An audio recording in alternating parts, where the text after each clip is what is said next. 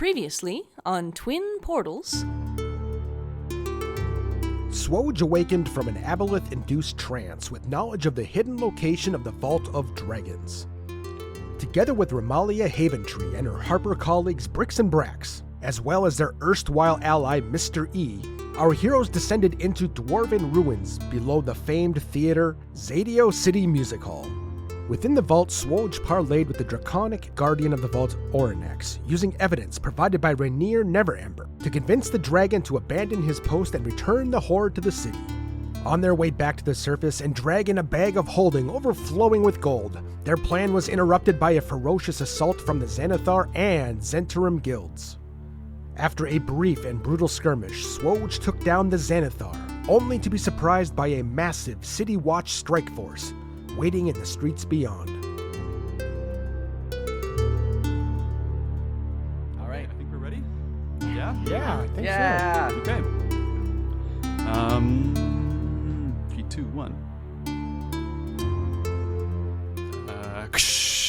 The chandelier breaks over the head of Oranax, leaving rubble and chaos behind you all as you plunge through the doors onto the streets of Waterdeep. Ahead of you is a literal army of city watchmen and women and griffins and magisters and carriages and those big double-decker ones, drays, that's what they're called. And the Castellanters you saw up ahead as well, kind of steering some of the guardsmen around in their own little posse off in the distance, but it's nighttime at this point, so everyone's wielding torches, and there's this like warm flickering light outside of the theater. Helicopters are circling with spotlights. spotlights. The Griffins are kind of circling overhead with big. It's like the ending of floodlights. Blues Brothers or something. Yeah, exactly. And ahead of you, the Xanathar's corpse twitches and shudders for a moment after you all just dealt it a salvo of blows, and then kind of shimmering into existence next to it, this big spidery spindly brain-like thing kind of slumps out onto the ground, takes a couple wobbly steps as the city watch all like form a line around it and get ready to fight it, and then it kind of shudders to a halt and like just collapses on the ground, looking kind of wrinkled and shriveled and beaten up. This big intellect devourer that matches the one you saw near the Xanathar way back down in its lair before the Mind Flayer took it over. Our revenge is complete. Zay's cold words echo in the silence. As I turn around to look, I notice a dragon, and I'm like, no! Or you turn around, and Oranax is gone. There's the rubble of a chandelier. What? And Rainier's feet are kind of sticking out near it, like Wicked Witch of the West style. Oh, no. And that's what you see. And then you hear shouting behind you of Brix and Brax and Ramalia. And Brax is yelling, "We have her! She's here! She's the one responsible! She did it!" And you see them coming up the aisle behind you in the theater with knives to Ramalia, to her throat, and like threatening her and bringing her up to the guard. Both of them. And Ramalia just looks stunned, but she's keeping silent. She's looking at them both wide-eyed and looking at all of you if you're watching, like in a state of shock. Say is. Yeah. And there's calls from the city watchmen saying like they're in league with the Underdark. Look, there's a drow with them. Don't say that. They're in league with were-rats. They're burning down the theater. They're enemies of the city. They helped me out once. They were great. SWOJ forever. Lark lives. No, there's just this big commotion. How do you react to all that? I call The city watcher out, is swarming. a Neverember needs assistance. Send a medic or a cleric. And city watch are rushing into the theater now, and actually a couple of people in theater uniforms, not the clerks you met before, but other theater staff are rushing in, and they break these orbs on the walls that are kind of hanging behind the desk, these little crystalline orbs, and this like frosty spray gushes down from the ceiling inside the house and starts to put out all the fires from the dragon breath and the fireballs that are flying around, and kind of douses the house. so it helps fight the fires. Nice. Apparently that's how they got around their code violations. I was just thinking that. We don't need no back door. We got magic. Yep. Thought of everything.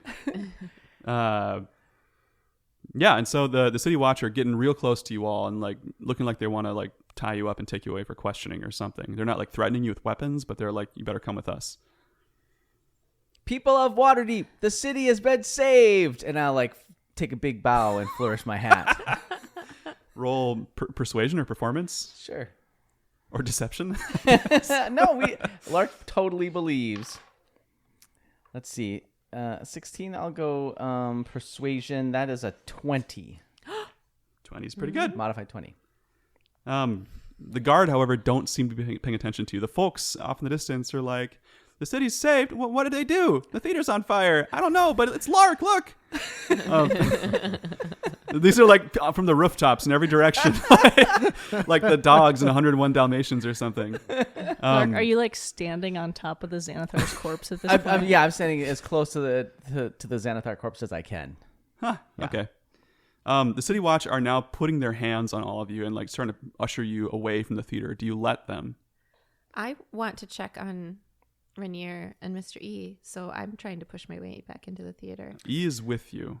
No, Oh. I was. You were next by to the dragon? I was kind of hiding under him, so I would have seen wherever he went. Okay, yeah. Rainier looks like he's unconscious but breathing. Yeah, he from where got you a are. direct You, hit. yeah, you got a he got a conk. You were kind of more underneath, so you're able to crawl Yeah, I out. did a little tumble. Yeah. When the chandelier is, but Yeah. it was right next to the dragon, Right. So the Watchers swarming in around you as well, and kind of forming an envelope around the group. and I'm like, hey, Did They just narrow their eyes. Did Mr. E see where the dragon went? I must have. Roll perception.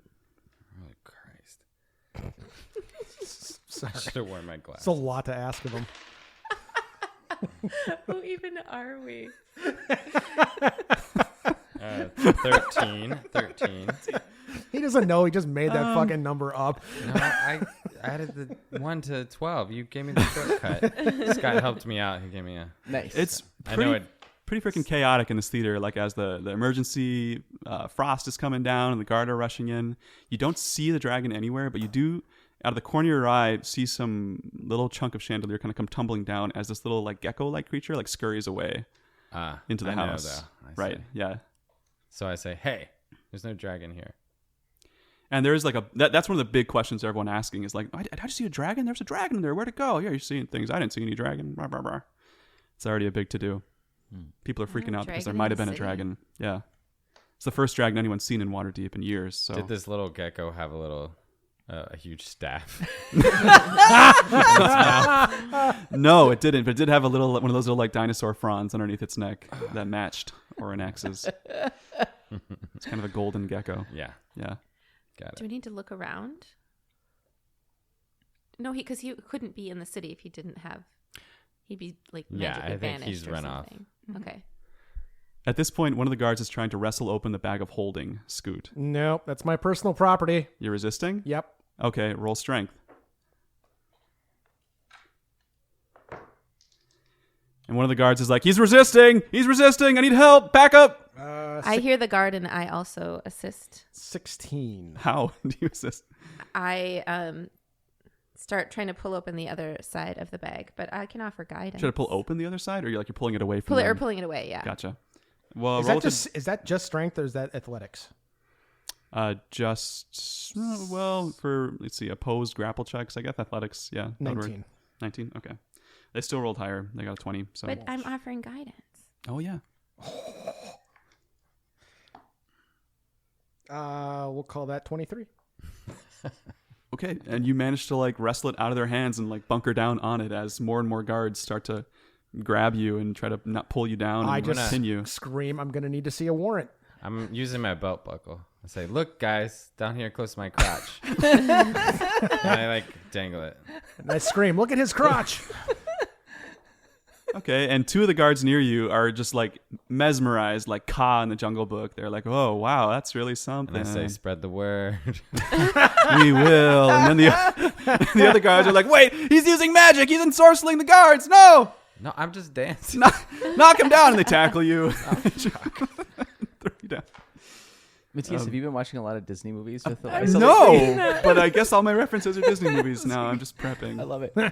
I don't know why. Does it seem like there's a captain of the guard, or is there who does it seem like is in charge of the It guard? seems like there's multiple units here, and they're mostly Sea Ward, but also Castle Ward Guard, as well as the Griffin Riders, kind of perched above, who are their own unit. anyone of the that we guard. recognize. Not really, no. Okoria's not there. She'd be kind of your one big guard contact up in the North Ward. But, no, and there's no sign of Layrel anywhere either. So, yeah, you're feeling kind of lonesome at this point. as they glom onto you. Where do you want to take us? I ask the guards. They say, "You'll see." No. Nah. To a dungeon till we sort this out. And one of them was pointing at the bag of holding as they were pulling on it in both directions, being like, "Look, it's full of gold. He's got the gold here. Lord Neverember's gold. They were trying to steal it, see?" How do you know about... It's a good question. And one of them turns and looks at the Castellanters and like raises their eyebrows, and the Castellanters like nod meaningfully at the guard from a distance. And they start to take you away towards the castle ward if you let them. I'm gonna yell then. I'm gonna yell, "People of..." Where the hell are we? Waterdeep. New York City. I was just thinking. People of Waterdeep. New York City. This is rightfully your gold, and the Castellanters are trying to steal it. I yell that to everybody in the crowd. Okay. And that gets a mixed response. Some are like, "He's lying. Like, they're going to give it away anyways at the Founders Day feast." No, what? They're giving away some, but there's mixed responses. Okay. And so, unless you have any like aces in the sleeve you want to pull, they're going to start carrying you away towards a dungeon in the castle ward. It's like a nice dungeon. You'll see. That doesn't sound promising. Super nice.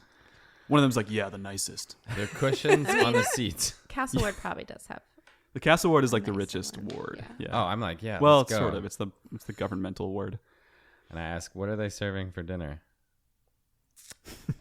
We didn't... Yeah, we're a little peckish. We didn't really get a chance to... The guard's like, "No, not my job." We don't want your job for dinner. Say, all your asses are on the table tonight. I don't know how much more I should keep resisting. I get the sense we're supposed to go to the dungeon. I do too. I don't know. Bums me out. And it's overwhelming force. So if you want to Yeah. like pull any tricks, now's the chance. Otherwise, It's they're gonna gonna just add overwhelm it you. to our rap sheet. Pretty much, it already has. How many? Guys, my how- belt buckle Get- didn't work. I'm going to yell out to the crowd, "Send Mara from the wazoo. Tell her we have an exclusive." And you hear in the distance, "I'm here." Mara, we recovered the stolen dragon hoard, the embezzled dragon hoard. What? And the Castellanters are trying to take it away because they're running a cult. You found a dragon board? No, a dragon hoard. Lord Neverember's embezzled funds. Talk to Terry. Okay. So getting dragged away. Yes. Ilka, what about you? I don't like any of this. Yeah, this feels like our hands are being very, very forced. Any option of support does not exist. Romalia's word now means nothing with whatever Bricks and Bracks are pulling.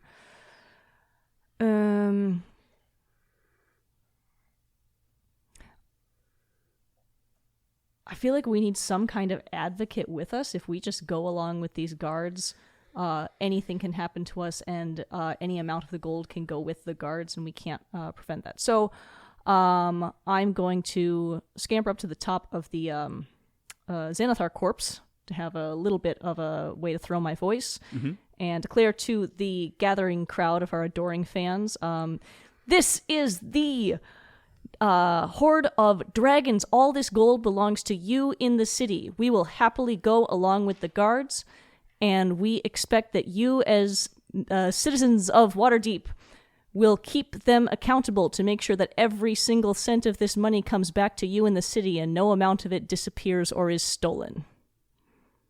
And glare at the guards almost a very million. meaningfully. Maybe like 900,000 some. Roll performance or persuasion. I do a lot of that. Yeah. You got a good stage voice. 20. 20. Nice. And that it kind of quiets the crowd for a bit as people mull it over. And then Victoria Castellanter speaks up and says, "People of Waterdeep, what she says is true. This gold belongs to you. Come to our villa for our Founders' Day feast, and it will be distributed to leaders of your communities. One by one, you will all be given your just dues. This I promise, under our name."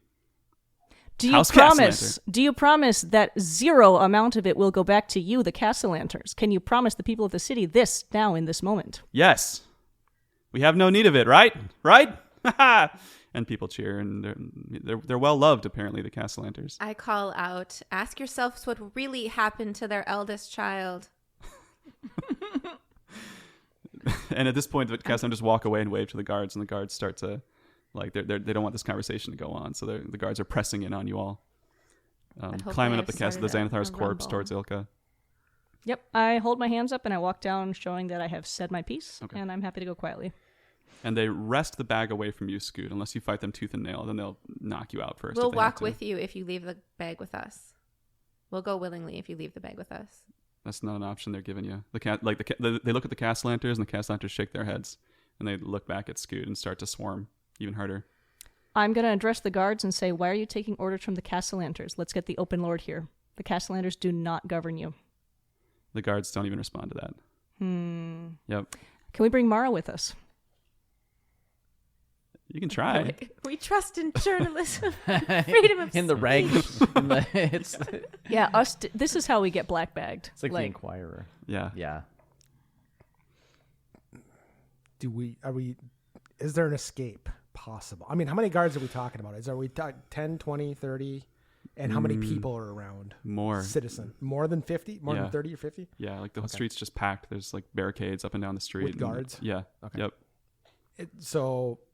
Which is shocking because you're only up in the theater for like a minute. So like they must have had some kind of tip off that this was going to happen ahead of time. And people, like the citizen to guard ratio, what's the... It's tough to say because it's dark. So like up in the buildings, inside the windows and on the rooftops, But you can not see on people. the street with us? Yeah, you see more guards than people on the streets. It's just guards. They have it cordoned off All right. around the theater. I was wondering if starting to grab fistfuls of gold and throwing it out would work. But I don't think it's going to get many people down. I guess I don't know. Empty the bag. Do you want to do that? Empty the bag. We'll right just start here? throwing gold, or tip it over. Yeah. I just want to start by like fistfuls of gold and at our feet, because my goal is to get people to where we're at. And the more chaotic this is, the better it is for us. Because right now the guards have all the advantage. But if we can get citizens in here scrambling for money, Sure. like maybe we got a chance to get out. Sure. Okay. Well, as you do that, you get a couple handfuls of gold out before. Yes. I grab one fistful and I'm holding it up in the air, hopefully in the light. And It's firelight, so yeah. Yep. So I'm like, And I'm going to holler, citizens, this belongs to you, not the Castellanters. and I throw it at the ground. Like I don't think I'm on the Xanathar. I'm looking for like a hard surface, so it'll bounce off and go in all the different directions. Just as hard as you can. Just whip it into the ground, and then immediately a second handful up in the air, so people can see that it's still going to keep coming. And a couple guards pause and try to track it and kind of keep an eye on it. And the crowd near you on the street surges forward a little bit, but it's not enough to like cause a riot by any means. And at this point, the City Watch just start to wail on you, Scoot. Yeah, I believe it. Can your bag of holding be destroyed? I think every bag of holding can be destroyed. Okay. Yeah. Everything I can want be Scoot to destroyed. throw the bag into the air, and I'm going to shatter it. What?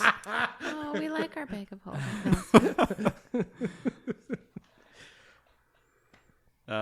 Go for it. Scoot, throw it high. I throw the bag of holding up as high as... You know what? I jump first. Yes. And I can and I can jump with no movement 9 feet in the air with these boots. Yeah. So I jump up and Doing. then chuck the bag up even higher. All right. And it spirals up into the darkness above you. And I cast Shatter smoke. up at the bag. So that's a Constitution save, right? Normally, Yes, the bag needs to have very good constitution. just roll damage. It's bursting at the seams, I so don't its know what my constitution is lowered. So is my throw like 30 feet? 60 feet? I don't know what it is. It's something like I'm going to look it up just as an exercise. 10 times a strength roll or something. How'd it do on constitution? Yes. We'll just roll damage, is what I'm saying. It takes 3d8 thunder damage on a failed save. And 68 on a success?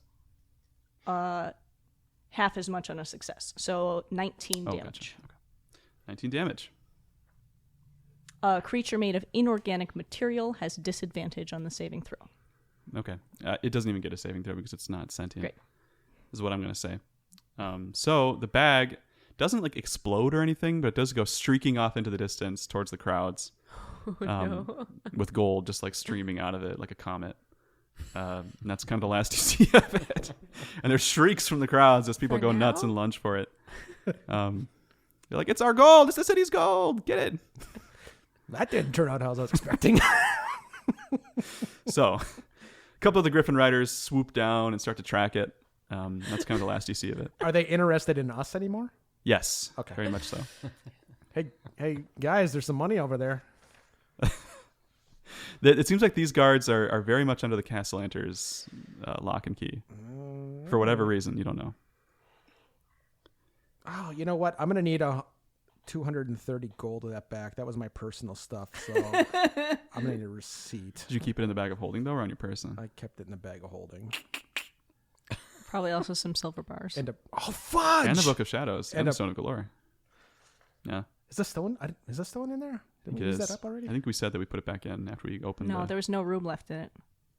I must have taken it out. There was $1 million gold in there. Yeah. Yeah, everything's So I'm- down in the vault. In the vault. Oh, yeah? Because you had to empty it out. No, because I had the stone in the case. That you've just been carrying this whole time? I wrote down that we put it back in the bag from when I listened to the episode last time, but I might have been wrong on that. I might have feel just like it's assumed. back in the bag. It's we're not gonna be carrying it Because there was a around. discussion about whether or not it was dry in there or not. We decided that it was dry in the bag, and that's why it was okay to put the stone in. Oh man, if we wanted chaos, we should have gotten it wet. Yeah. Fuck you. Here's an He's aboleth. spitting on it. Yeah. People thought we I were might still have an talking empty about water skin. That's not going to do any good. Okay. Hey, if it came That's an ace in your streaming hole out right there. and burst.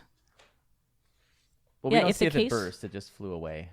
No, if the case came streaming out Oh, I see. and the case hit the ground, is there any water in the streets? It's a mystery at this point. And the case was already broken because it broke out of the case and you got glass in your hand in the last episode. So Oh, so little we details. we wouldn't have put it back in the case then. If the case is broken. Like, I don't know, back on the cushion maybe or something. Or I slap almost some fancy doused tape the on it. thing in water in, was it Ramali's apartment? Yeah. So there's no way that Stone of Galore would have been left with me. Yeah. Anyways. Should we just proceed with the guard movement? I think we should. All right. Yeah. So over the course, you hear nothing from Terry. You don't know what's up with him. Why he's been radio silent since he dropped off Renair. But you are taken into the castle ward, into some large fortress-looking building near Castle Waterdeep, and then quickly downwards, down a side staircase, and down and down and down and down, until you are brought to this very dank, very wet-looking dungeon. As you step out of the door, you're led down a short hallway where all of your stuff is taken from you, all of your gear, your tools, unless you want to sleight of hand anything. I'm going to sleight of hand my thieves' tools. Okay, roll that sleight of hand.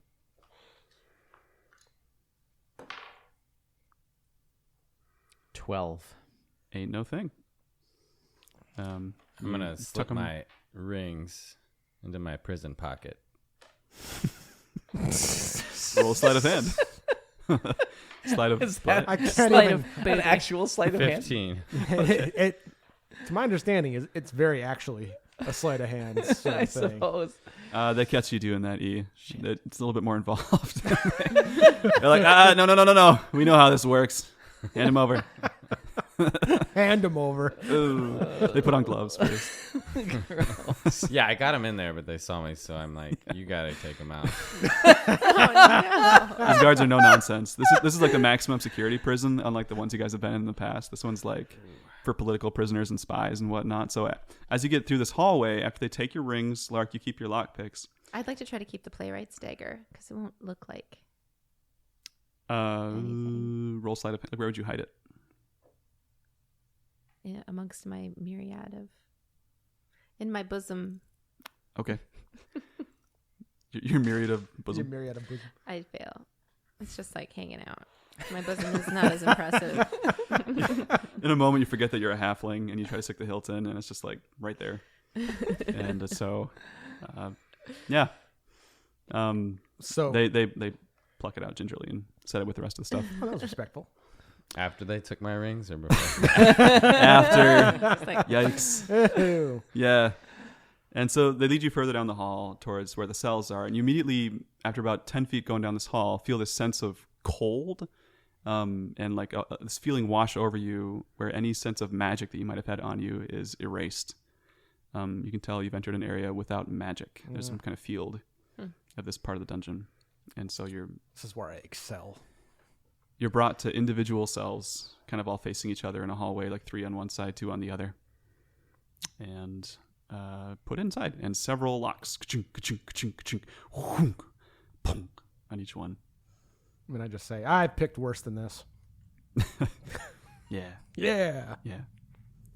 And Lark you're left starts inside. imagining like the prison montage where the person's locked up and he has to like work out in the cell by himself, but he can only do like knees push-ups, so he just gets a couple in and is winded. He's just spent. Yeah, Lark falls asleep. yeah.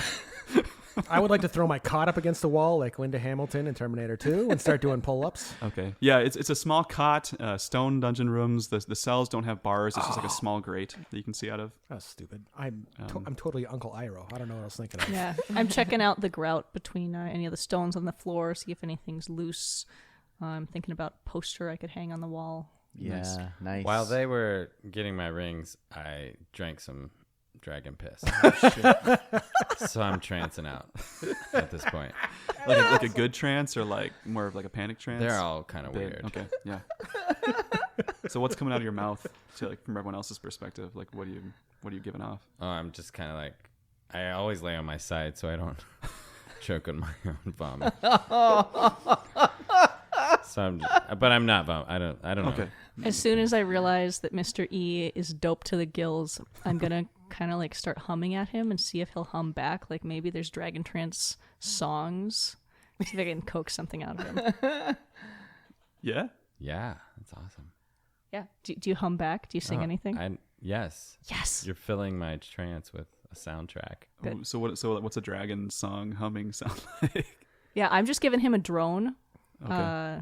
Thinking that might prompt something if he can harmonize up above it, and that if the dragon piss is giving him any musical, like, I don't know, eons past, there's hidden dragon music. I'm pretty sure it's going to come out of him. Ilka is anyway. Is it like a deep, like, throat humming kind of Oh, thing, yeah. or like? Yeah. I can't I've actually yeah. got kind of an overtone in there. Nice. So Ilka's got 2 drones. Oh, yeah. You're killing it. Cool. The rest of you, this is what fills the room as you're taking your individual cells. Zay's already starting to get lonely and making plans to befriend the guards. Okay. Scoot's probably napping. Mm-hmm. Like, oh, finally. Yeah. Okay. Well, the night passes into daytime. Not that you would know because the light doesn't change in this dungeon, but time passes enough for it to be the next day. What is the light? There's one torch at the end of the hall Okay. that you can vaguely see. It's like around a corner at the bottom of the stairs where you came in. And So we're you can pretty kind of see much the in the flickering light dark. through your little porthole that's open. Yeah. You guys are in the dark.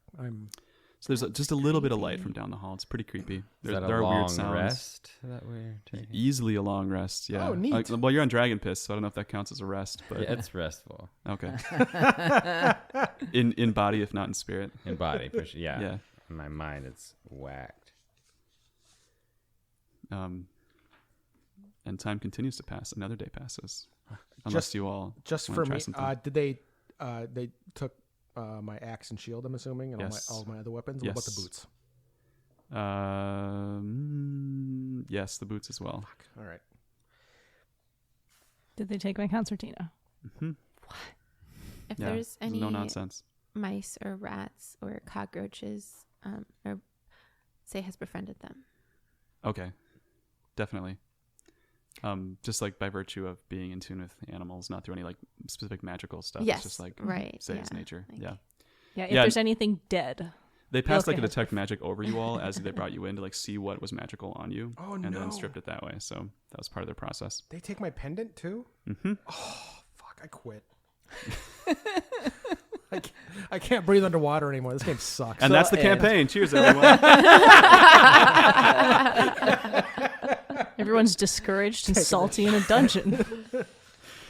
And another day passes. So we've had 3 days.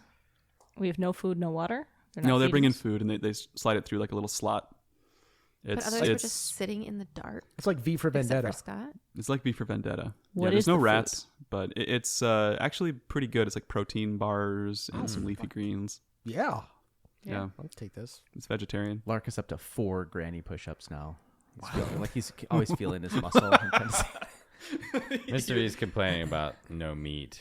Oh, I'm that's fair. writing an anarchist manifesto on the toilet paper. Oh, nice. Every letter starts with V. Y for Ilka. Ah, nicely done. Scoot is encouraging Lark. I'm like, yeah, I see those gains you got. Oh, What are you up to, Does Scoot 4? sell face mine? Like, I can see him Please? through Yes. Thanks. the... Yeah, I'm totally like trying to put my arm through it to show you. Wait, It slips easily between the bars. Yeah. 2-inch gaps. Yeah. Oh, yeah, I can see it coming along. Yeah, we got to work the tries now. You got to do a dip. Well, dip once in a while. Work your way up to 2, and then they'll really explode. Oh, nice. Nice. More time passes. At this point, it's been about a week. You're not sure. We've played every version of Never Have I Ever. What do you do when you have done the thing? We don't have any drinks. Oh, yeah. Oh. Gotta Well, we strip. ration our little protein bars. Then you have to eat a corner of it, Oh, I okay. think. Or you do a push-up. There we go. We all That's where his gains are coming we all from. get pluses to strength. Yeah, Lark, like your pencil mustache is actually filling out a bit, and like you've got some muscle tone at this point Yes. after a week. Yeah. And I'm just picturing like an audience of mice and rats in front of Zay, just having little conversation times. He's got like a trained circus. I was going to say, I've set up a little tight rope. In the dark. Scoots- Can I amazing. cast spells or no magic can happen in this No, space? it's just right, your that's what I was hands just picturing. but- gesture blankly in the air. Yeah. All right. And so after some time passes, eventually, all of a sudden, you're all kind of woken from your push-ups and your haze of timeless prison to the sound of a little whoosh, and then a and the sound of a body slumping onto the ground down the hallway. Rescue. Then you hear softly padding feet down the hall towards you.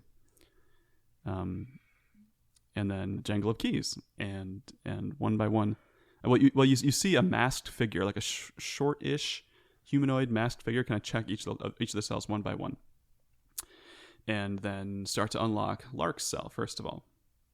Kind of one lock at a time, fiddling with the keys for a bit. And the door swings open. Froon? It is a figure that you recognize from a long time ago in the sewers as the Black Viper, a masked was her. vigilante. No shit. Whoa. Black Viper, thanks. Yeah, and as you step out, Lark, down the hall, you can see what looks like Vincent Trench standing there What? in his trench coat, looking all mysterious with a cigarette. Hi, Vincent. I wave to him. He nods upwards. Oh, I say, where's the jazz Jen. music coming from? nice. Yeah, you get a feeling. It might be the Dragon Piss. It might be I Vincent start Trench. snapping. Does You just hear the really light...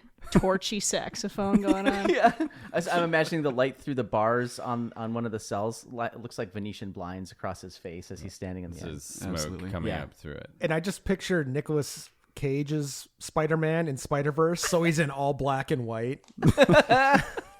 Yeah.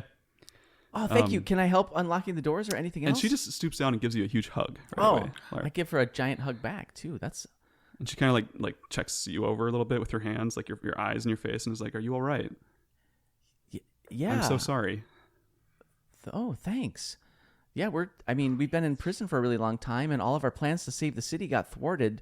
So, I mean, I guess it could be better, but we're not disintegrated by a beholder, for example. That would be way worse. So, She gives you a huge hug again, and she just says, "I'm so glad you're safe." Is your mom the Black Viper? I don't think so.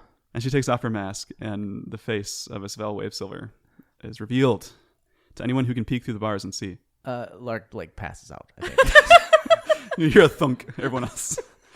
You And I gasp, and she brings some smelling salts out and tries Mom, to wake Lark what up the again. heck? Scoot yells, "Is he still going on about the disintegration thing? Are you gonna let that go?" She's like, "Wait a minute, that's Scoot, isn't it? All right. 1 second, Lark. And she runs around and unlocks everyone else's doors over the course of about a Say minute. hi, Mrs. Lark. She says, Isvel, please. God, your mom's a superhero. She's like, well, I don't know about that, but masked vigilante works. Lark, we have a lot of talking to do, a lot of explaining to do. Yeah, I think so. But when I heard that you were back, that you were alive, I had to come find you. I'm sorry it took me so long. No problem. I gave her another big hug.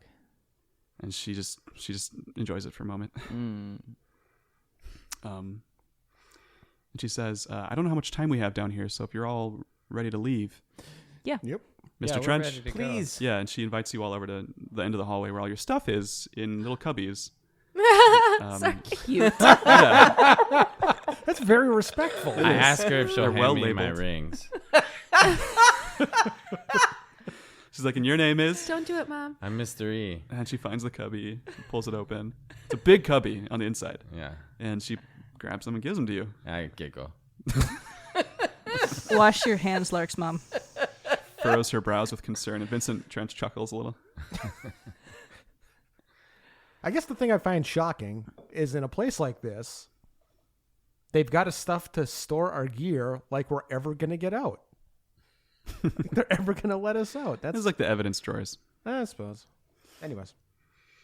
And then Vincent takes a cigarette out and throws it on the floor and stomps on it. And as he does, from the ground, this big, like, orb-like, oval-like portal, vroom, red portal, whomps into existence. All I And heard you- was smoking is cool. Yeah, smoking is cool, kids. It makes portals. Vincent, the Castellanters have the city watch working for them, and they're going to take the embezzled dragons, and they're going to use it to pay off like this devil that they made a deal with. They're going to turn their kids. There's so much going on right now. We have to stop it. He says, that's not my problem, Lark. Oh, But if you step right through this portal, okay. My mom paid you 300 gold to answer the question. Is that what happened? any question answered, he says. All right, I stepped through the portal. Whoosh, and Lark disappears. Zay grabs all of her things. Okay. Gives Vincent a quick hug around the waist and also steps through. He takes it. I grabbed I'm my face feeling first. just Just a little.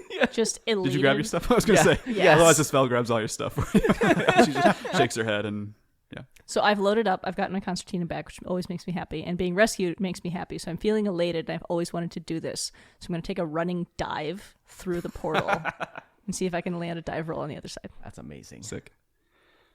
Scoot has thrown on the pendant, and he's like hopping, trying to get his boots on at the same time. He's got all his other shit underneath one arm, trying to do that thing where you're just trying to get to school on time. Yeah. And that's how he gets through the portal. You don't have your bag of holding, so it's easier. Fuck, thanks for reminding me. We're gonna have to. Hey Vincent, where's the bag of holding? Here's 300 gold. It's like, anybody got 300 gold? In the bag of Not holding. anymore. Yeah, Mr. 250 of it was mine, I think. 230. And as you step through the portal, Lark and Zay went first. You're kind of like smooshed in the back by Ilka as she dives through. Right. And you all kind of tumble into a pile as everyone else steps through behind you into Vincent Trench's shop on Troll Skull Alley.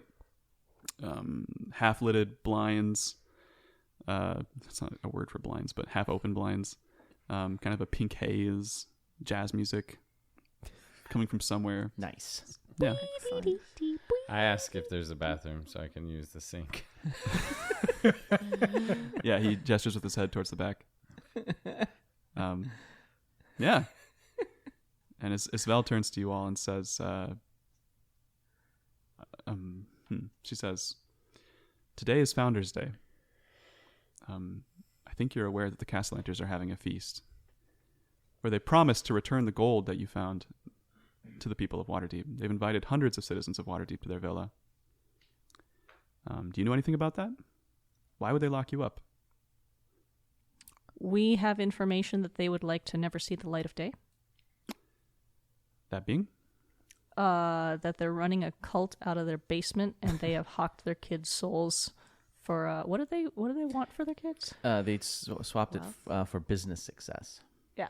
So And they're I'd so they're say- shipping interests with them. I'm listening from the bathroom, and I say, "Yeah, I saw it in a vision I had when I was on Dragon Piss. It's a very If they- reliable vision. If they have to give the devil 100 souls, -1, and 1,000,000 dragon golds, -1. Are you like peeing right now, or like puking, or I'm just washing up? my rings. Okay. And putting them back in my fingers. Uh, And I yell all that, and then I stroll back in with my rings on. Isabel curses under her breath and says, "Well, we knew about the devil worship, but I didn't know the terms of their deal. So that's it, huh? They're Yep. kids. That's why they needed the embezzled funds. One the of them money's already. part of it too. One of the kids turned into some kind of a monster that they kept chained up on the roof. Osvaldo. That's what Yeah. happened to him. Yeah. He's still alive last we saw him. We did hit him a couple times. But the younger kids so far are pretty innocent of anything. It's but when their they souls turn are, 9. That's it. They Yeah. turn 9. Which is on Founders Day, we established, or a couple days after. I can't remember, but let's say yes. Yeah. They're twins? They're twins. Yeah. Yeah. Terenzio and Elzarina. And Isabel says, "Well, I'm duty bound to attend the event tonight with your father, Lark. He knows about this, by the way. Oh. We've kept it under wraps for a long time because we wanted to keep you safe. But we had a feeling that you were kind of following the family business regardless, so we just kind of been keeping an eye on you, which is why I felt so guilty when you went missing for 3 months." Oh, sorry, Mom.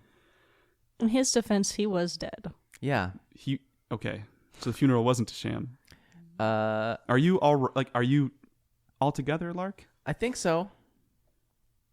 Okay. Yeah, we got him back. It was a huge involved process, and there was a diamond and a soul, but I feel like me. He's brand spanking new. Yeah. If you need the family's resources, we can make something. We can arrange something. He's Just got a new mustache. Yeah. it looks good. Thanks. Yeah. Although our family resources, like those coffers, are not as filled as they used to be because of this deal that the Castellanters made. Look at you talking about the family business for the first time ever. Yeah. You learn a lot of things when your friends are on dragon piss. And Vincent Trench nods and is like, "Good shit, that dragon piss." Yeah. You want some? He nods casually, Can but I seriously. bum a cigarette? Yeah, One of totally. those portal cigarettes. Also, the Harpers were helping us, Romalia Haventree, and she got in prison too. I don't know if she's here by us. She was taken to a different prison. Hmm. Yeah.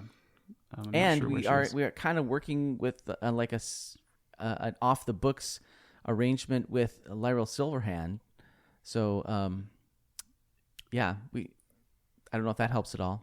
Do you It know? would. Do you know what Romalia is charged with? Arson, ensorcelment, several charges related to the destruction of the theater and robbing the city, which none, of course, are valid, but she's busy debating them, I think, right now. Okay. With a team of lawyers while she's in house arrest.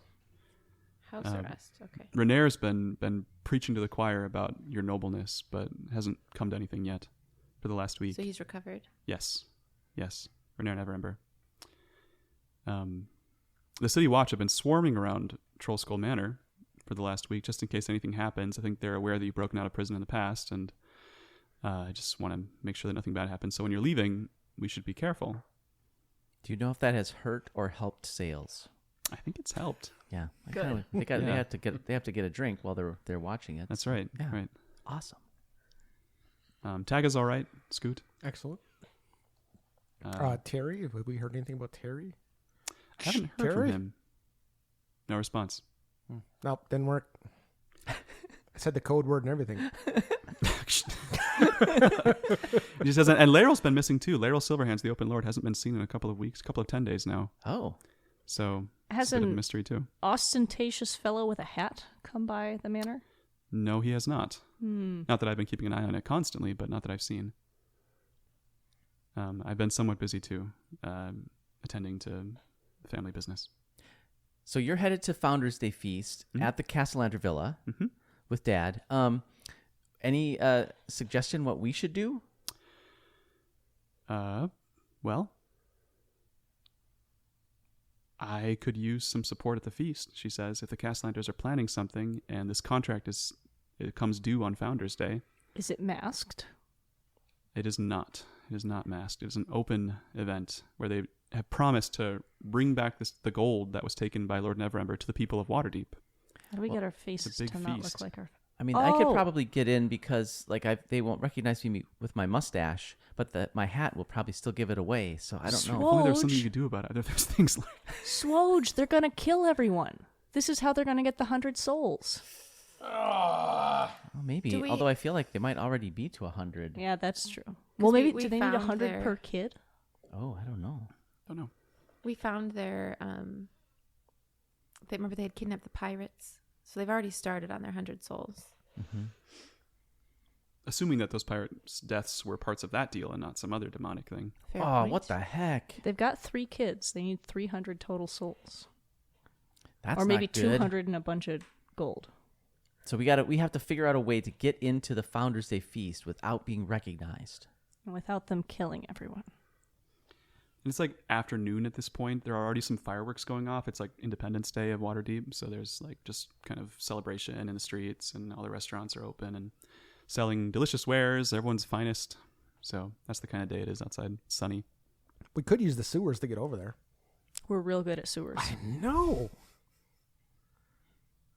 I mean, we could go back to the mud flats and find our way back up into to that. I feel like that's not an option. Yeah, I feel like that was like Goonies-esque, where we just got like Yeah. shot out at the Yeah. end. Yeah. You have to fight the current, basically. There's a way to do that. Yeah. Okay. And then find your way back up. But Well, it's maybe cool. we can. Maybe we have a friend who can help us with magic doppelganger potions. That might be an option. Yeah. That's not a bad one at all. Who would we doppelgang? We could look like members of the pit of the band that's playing there, just like they did Yeah. last time. She says there is a lot of music at the event. The lead act is the Doom Raiders. Perhaps you've heard of them, Ilka? Oh, we met the Doom Raiders. Those guys were Not bad at all. they're kind of posers. They played okay. Ismail nods. Vincent Trent shakes his head. She says that might be one way in. There's many different acts coming and going.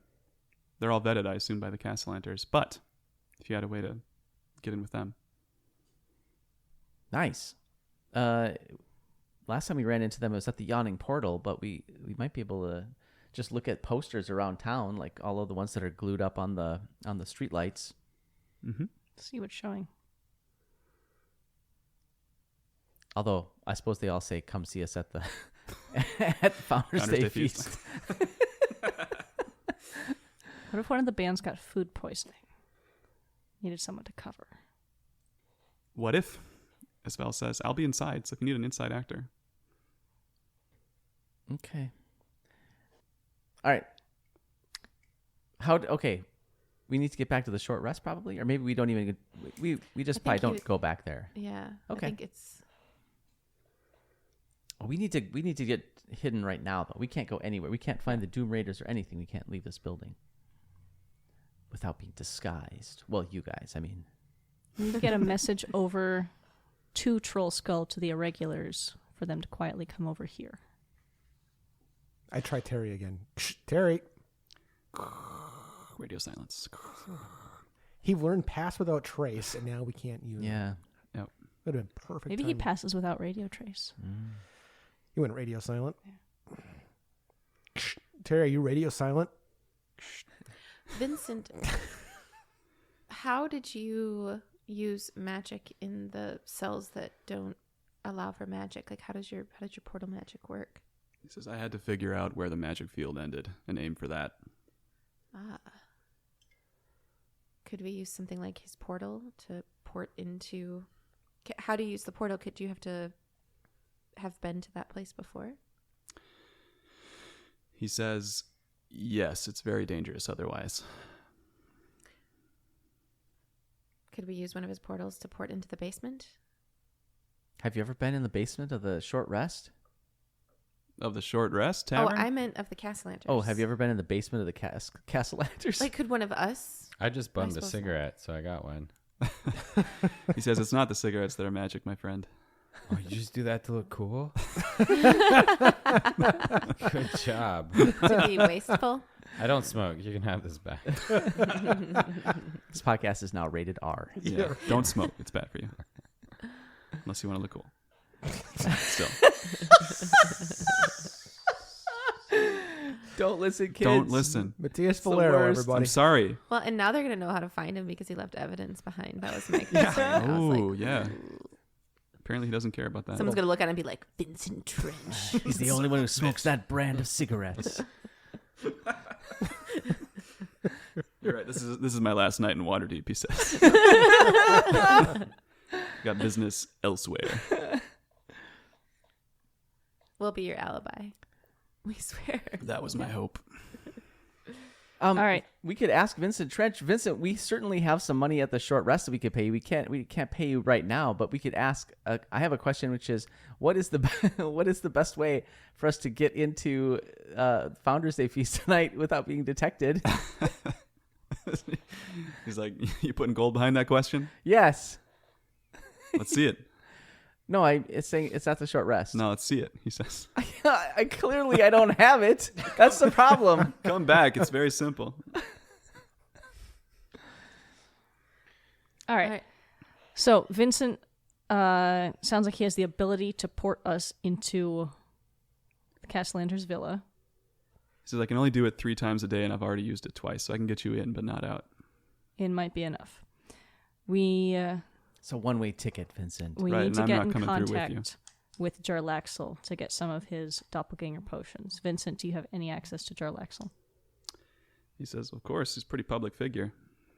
Can you get him here as discreetly as possible? Not really my business, but I could head that way. Yeah, it'll take me some time. Unless you're saying I use my portal to get there. If Jarlaxle comes here and gives us all doppelganger disguises, then we can walk through the streets with no one noticing. Provided nobody's detecting magic anywhere and there's no anti-magic fields. Right. And you do have 1 ring of disguise already. Or did you give that back to Zilka? We Give gave it to Zilka, that's right. Yeah. I know. It was the first thing that came to mind, and then I was like, "Wow." You have Pass Without Trace. You have various stealth tools. Yeah. What if we combine all the plans? Let's pass without a trace to get in. Let's poison a band and take over for them. Disguise ourselves as them and take over. Yeah, this is more and more like a Scooby-Doo episode. Right? I was thinking the If we same could lead thing. them on a chase where we all run in and out of a bunch of doors, that'd be great. There are a Then lot of we'll doors in reveal that manor. Osvaldo at the end. Yeah. And really, all along, it was With the chains. We're chasing him. He's Yeah. chasing us. Mr. E's on Dragon Piss. Zay's eating all the Scooby snacks. Okay, so Zay, do you want to sneak over to the short rest quick and get some gold? Oh, you're saying pass the trace all of us together to go to see Jarlaxle? Because do we think he'll give us 5 doppelganger potions? I don't know. I feel like Does he's he have pretty doppelganger potions? pretty Is that an heavily established invested. thing? Well, That's he what I he didn't remember that he either. had all of his, like, there were a couple His of crew times where does, yeah. yeah, his crew was Doing something. doppelgangered. Yeah. Or 'Cause maybe he- it's just He wants this gold to be linked to his name. Yeah, we don't have the gold anymore. Matthias's point is a good one, which is that I think that his crew, there were some doppelgangers in the crew. Is that what the thing was? You don't know. You just know that they could change their visage to not look like drow. They Oh. look like humans instead. So maybe that's not a transferable thing. Right. You don't know. Maybe we just simplify and pass the trace into the Founders Feast. We could take And the it- portal but- into the and- basement. True. But Vincent would have to do that, and we don't have the money to pay him. He's kind of offered that already. Has he not? Hey, will you? I feel like he was use your hedging. portal? He says, yeah, it's 300 gold for a one-way trip. I have some in my pocket. 300? Yeah. No. How big are your pockets? It's lined with pockets on the inside. I have some rings that are worth. I have a freaking ruby. There you go. Didn't you have a couple? It's just the one. It's just the he one. was only able to give me one, but it's like the size of an avocado. Yep. Or no, it's bigger than that. Yep. It's like an ostrich egg. Yeah, it's the size of a watermelon, if I remember. Yeah. So do we get change? His head. No. That's good. Not that kind of business, It's folks. good for a couple of things, I think. Yeah. That's a question and a trip. That's fair. That's what I'm providing, he And says. So Probably I'm the already doing you deed guys a to favor. this facility as well. You would think that, but no. So, Lark, I'm sorry to say this, but I think you might need to turn your t-shirt inside out. Okay. Shave that mustache. No, then everyone would recognize me. But everybody's seen you with the mustache now. You're a new And man. they never so- believe you'd shave your mustache. All right, I turn my T-shirt inside out, but I don't take my hat off. I was gonna say that, like pop the hat inside out too, or no? No. No. You have to It's a take it. rally cap. I have to like try to pull the Down. T-shirt off over the hat. It doesn't even. Just turn it 90 degrees. Stretch the opening like 3 feet wide, just to get it over your head. Outside Vincent's place, you hear this raucous noise of a couple voices you recognize: Davil Starsong and Yagra, the half orc, and they're all kind of like carousing and being like, "All right, let's go! It's our act's coming up, guys! Hey, that's the Doom Raiders. Let's fucking you got all the gear, yeah! What an amazing Made some good money this coincidence. morning. Let's go!" And there's like yeah, let's do it. Okay, here we go. They're a motley crew coming we by can't- outside. That's a great coincidence, but we can't appear to be them because we have no way to transform. Why are you looking at me? Because I feel like you're laying out these options for us, I'm just- Matthias, I'm that just- we can't act just- on. Showing you this dynamic world. Do with it as you will. Somebody Where did open the door this- and pull them in. We can take their faces. Doom Raiders, come in here. You poke your head out and say that I open the door crack and just put my lips out. Doom Raiders, come inside. like a cartoon. And We've got a 3 record contract in here. Come get it. they're like, "Did you hear something? Nah. What's that? Nah, dude. Yagra, it's Lark. You're half deaf." And Yagra turns around and says, "What? Yagra, it's Lark. Come inside. Where are you, Lark? I'm inside the cat eye place. Those are your lips? Yeah. Okay. I do like a lip thing. You got it on my face, Lark." She's Come like, in here with the Doom Raiders. She's like, "Guys, play it casual. Let's check out Vincent Trench's place. There's a good reason." And they're like, "What?" Okay. And this really motley crew of musicians, How many? 6, step in to Vincent Trench's place. It's very crowded now and kind of smelly. There's a couple of half orcs and a couple of half-lings, and Davil Starsong is a half elf. And the other one, you don't really know what they're a half of. but Okay, it probably is a something. filthy stereotype that musicians don't shower. Thank you.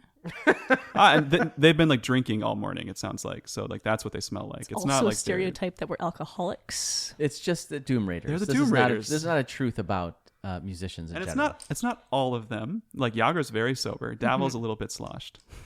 So some of them are day drunk. The other half orc is very stern and serious and has a giant longbow on his back and just seems to be kind of staring at everyone very seriously. Is that what he plays for an I instrument? was going to ask the same Not thing. clear. Boom, boom, boom, boom, boom. It's like the jaw harp, but huge. Yeah. Can we get the bow player up? We got the audience in. We need to do a sound check.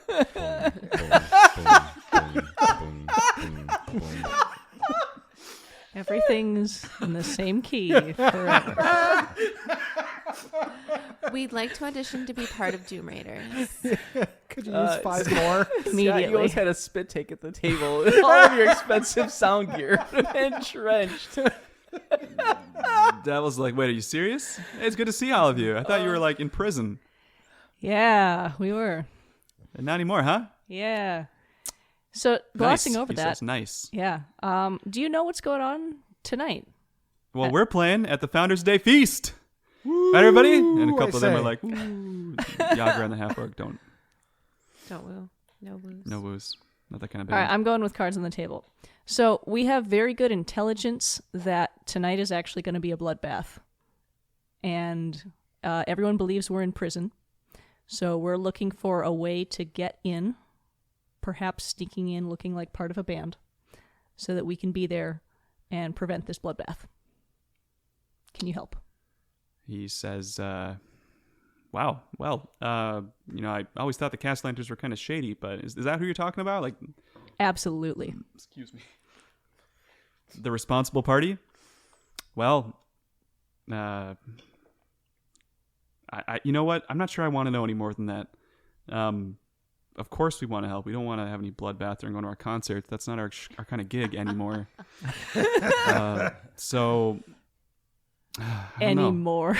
Do you have any instruments that y'all play, or I play the concertina okay? very, That's very one. well. I do percussion. Bang, bang, bang. What are you bang. banging on? My shield. Okay, That's it. Just the one note, that would go perfectly with a bow. sure. Bang, bang. The tall half orc nods. I'm a Rhythm. dancer. That works. Yeah. I play the sham. Sham. Finally, it comes into play. He looks at Lark. I can snap my fingers on my right hand. A little on one. With great deliberation. Yeah, I have to think about it, but I can get one every couple, 10 seconds or so. Can you do it with panache? Oh my gosh, yes. Very well. Look at that hat. Yeah. He says, do you all have ways to cover your faces? No. Well, that's the next step. Oh. Because I'm pretty sure they'll recognize you right away, even if you're in our band. I could pull my t-shirt up over my hat a little bit. That would be a start. Okay. Hat's kind of a giveaway. Oh. Do you have a way to hide it? Or something? I'd take it off? It doesn't really come off. Oh. Where would I I'll put it even? take the time to disguise myself as a male halfling. Okay. Like I just almost in said appearance Kender. or like magically? Yeah, with actual like physical things, not Sure. magically. Sure. What am I gonna do about my tattoo? It moves. I think I gotta talk to the Wear dolphin a about. shirt. No. Anything else? What else do we got? You're having like a stern conversation with your Yeah, dolphin I think. tattoo, Yeah, like, I'm buddy, trying. I'm not stern. Can you This tell is- to move oh. to your butt? friendly. Yeah, I'm trying to. I'm trying to. Yeah. So I can negotiate. A little I bit. can minor illusion over one person as a cantrip and just keep refreshing it. But as soon as I need to do any other spell, it'll drop. Vincent, if- do you have a spare trench coat in here? Like you feel like a private eye who would have like several trench coats in Yeah, your he closet. like opens a closet door towards the back of the room, and there's just like all the 15 same trench trench coats. coats. Yeah. Okay, if I could borrow one of your trench coats, Different cuts and Zay styles. for could different parts sit of on the my world. shoulders and we could like hang the trench coat down, and so that it just looks like an extra tall person. It's truly Scooby Doo. He says, "Yeah, it'll be about 400 gold, Oh, you though. I son can't of a- just part with one of my trench coats." You I'm have Vincent fucking expensive Trench. taste in trench coats. Oh my god. Yeah, We what would is be this like- made of? At least is 8 feet Mulhorandi tall leather. if we did that. Yeah, we'd be a very tall person with a disproportionately tiny head in There a is trench there is coat. one here. He points out it's like folded over the hanger, and it's actually for an 8 foot tall person. He says, "Don't ask questions." Fits so nice. He said I could keep it. He says, "I haven't worn this one in a while." Well, we had that ruby, and we're not going to need your portal apparently. That's fair. That's fair. And we haven't asked a question yet, so I feel like we have some extra money. So that's an option. Is your question, can I borrow your trench coat? No. Okay, so since we're not using the portal, I think he should use the portal to go to Jarlaxle, because I don't think we can successfully disguise all 5 of us in a way that we're not going to be outed the second we get in the door. We're not convinced that Jarlaxle can actually Oh, that's doppelganger us. I can undo my hair out of corners. It'll be like a big puff, and then I could put like clown makeup on. Oh, that's a Very good, nice. That's a Oh, good it's perfect. disguise. Yeah, what Yeah. if the Doom Raider, like, do the Doom Raiders have like an aesthetic? Their aesthetic is actually like adventurers. That's why they have like weaponry and like potions and things. Like they're trying to look Okay. like kind of like tropey adventuring badasses that also play music. I'll Okay. be an adventure clown. Yeah. With the rings. Yes. That's gonna be my new character class. Adventure clown with rings. Yeah. We're all It's kind of adventure terrifying, clowns with actually. rings. I know, right? Okay. that everyone? Could part of their shtick this time be that they partially cover their faces? Like they need to wear masks or makeup in some Oh way? yeah, like bandanas over their faces. We suggest this to them. Davil says, "I'm not going to do that, but everyone else, what do you think?" And they're all like, "Yeah." He's the grandstander of the group. The rest of them are much more low key. See, I don't know if They this all would work know. as a fashion thing. I want to take off my bandana, like pull 1/4 of it down, so, and then flip it around so it's like over my eyes with the thing hanging on in my face, and then make 2 little slits for my eyes so I can kind of see a little bit. And I got this goofy looking half flag looking, half pennant looking thing over my face, and just call it style. I don't know if I could pull that off with performance thing or not. That's definitely a style choice, Davil Okay. says. Yeah. Yeah. So that's, and then so I would roll around with that with partial vision and The stupid thing in front the of my face. percussion pirate. Yeah, something like Yeah. that. Yeah, I didn't want to go like just traditional bandana because I like Desperado style. I want to do something a little bit weirder. It's a very Final Fantasy 14 look. The eyes covered. Anyway. No deep idea. cut. I've been in that world for a while lately. All right. Vincent, do you have any ink, like for pens? He says, "Oh yeah, All right, can I borrow some? yeah, right I over gotta here." go. Oh, that's not that's a question. May I? Oh no, that's a freebie. It's right over here. All right. So Ilka has pretty iconic purpley silver hair, so we're gonna do frosted tips, but it's black mostly through, and see if that can just distract a little attention. Nice. Yeah, it kind of offsets Lark's clear frosted tips. Yep. You guys are like two peas in a pod. No one can see mine though because I'm inside the trench coat. That's. I was gonna check that. So who's on top and who's on bottom? You're on the bottom. We can't. Well, Do you really want to carry me around? no one's gonna fall for I that. feel like you could I don't know. You guys are both performers. shapeshift into a very small animal. That That's could like true. That's a like good a chipmunk idea. that lives in his pocket. And plays That the would make cymbals. one less of us. Or a Could gecko. be like a gag. We could come up with a little gag for my clown. Yeah. Yeah. Be like the monkey or A parrot. whatever you are. You're a pirate clown. Adventuring pirate. There was a no. I was the dog. I was like, there was a dog at the Castlander estate. You It was buried me. it, I think. Yeah. We went through a couple dogs. Very past tense.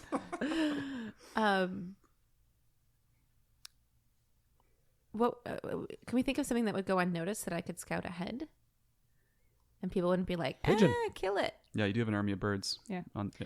In the wings. Oh, I meant for me to turn into, but Yeah, yes, pigeon. you could also. Send I yourself can't as- do a. I can't do oh, a nothing Oh, flying. no flying. Oh, Squirrel. Alley cat. something small enough for a pigeon to carry. Flea. Oh my god, that would be hilarious. And you do Flying. have your circlet, which lets you see through the eyes of a bird. No, also. fleas jump. I suppose, yeah.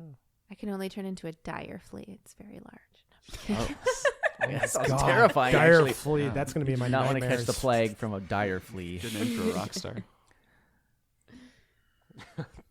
Okay, I'll think about what I'm going to turn into. I'll take my hat off. I start, and get rid like, of Vincent wiping Trenches and off the put on. Do you have a spare masculine do rag I can cover my face with? Yeah, it's hanging on your wall, you I asshole. can. Do you have another one? Fine. One And you like less? I pull one out of my cargo pant pocket. Nice, nice. Give it a whip. I throw it over it.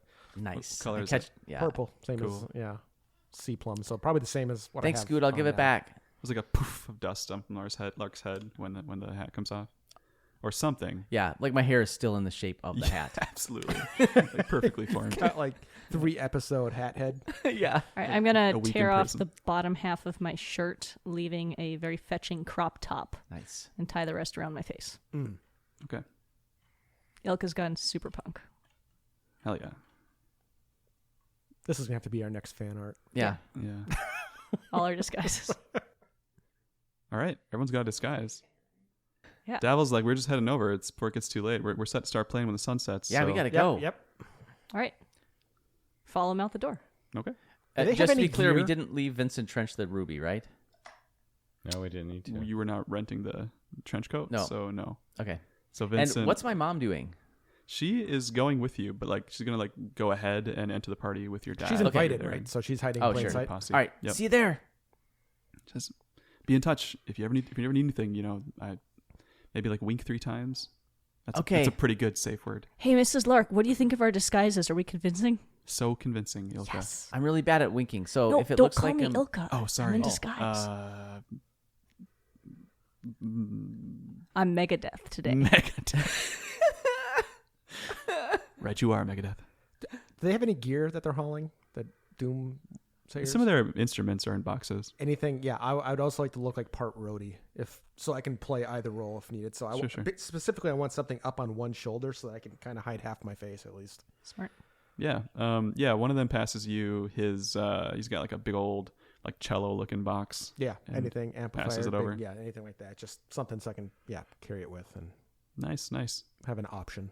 Okay. Well, as Svel takes off ahead, Vincent Trench gives you a stern nod and says, best wishes to you till I see you again. Thanks, Vinny. Hey, don't call me that. Appreciate the optimism. Yeah. He thinks Yep. he'll see us again. I think I will, he says. I think I will. I feel like he'd have tried harder to get the ruby if he thought it wasn't coming back. Yeah, Right. You know what? He should be a little more concerned. We did throw 1 million gold in the air with the intention of exploding it. Not his business. Distributing Not it. his business. Yeah. All right. So as the sun is setting on the horizon, you make your way west, down Saradoon Way towards the Castellanter Villa, where you've been a couple times now, and it's all festooned with lights outside. In the light, you can see there's clearly a strong guard presence along the walls and along the doors. guards in Castellanter livery, and also city watch in the streets moving around. So roll stealth or performance, everyone, depending on how you're kind of approaching this situation with the Doom Raiders. Is this considered woodlands? Not unless you surround yourself with trees I'll, somehow. well, okay. Like, Yeah, if you want to turn into something, say, it might be a good time, unless you want to do it later. Or like stand in the middle of the group as you go and then do it later. New So- die. I'll stand in the middle of the group. All right, Okay. new die. Who dis? 15 on stealth. Pretty good. I threw this beautiful shiny new music die. Thanks, Scoot. And got a 25. Oh yeah, Fudge knuckle. Love it. 21 for me. I only got 11. Okay, 16, but I'm in the middle of everybody. so more of a stealth check. Yeah. And I'm hide because I'm obscured by other creatures. I'm obscured by other creatures. All right. The City Watch see you, and some of them wave to the folks that are on the outside towards the front, and mostly seem very serious and stern, even though it's Founders Day.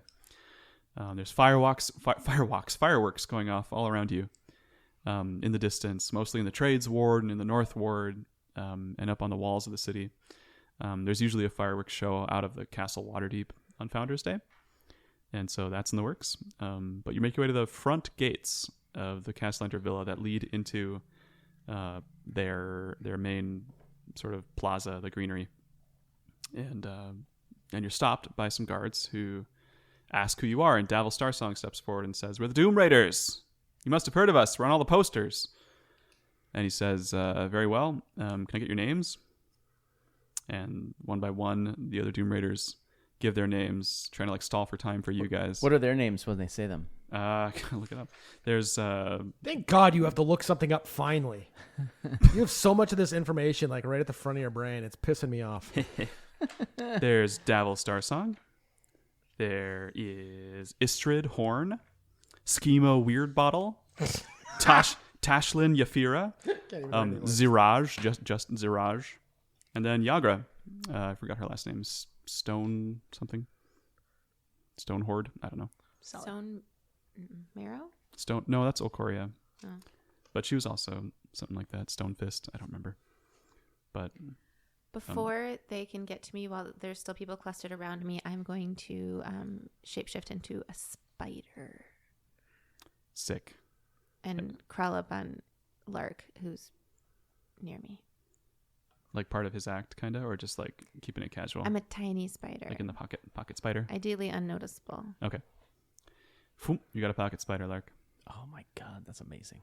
I feel like that's your band name. Yeah. So they look at the four of you then. I'm Bustin' Jeeber. Bustin' Cheever? Jeeber. Jeeber? My pencil. Bustin', very good. I'm Laffy the Clown.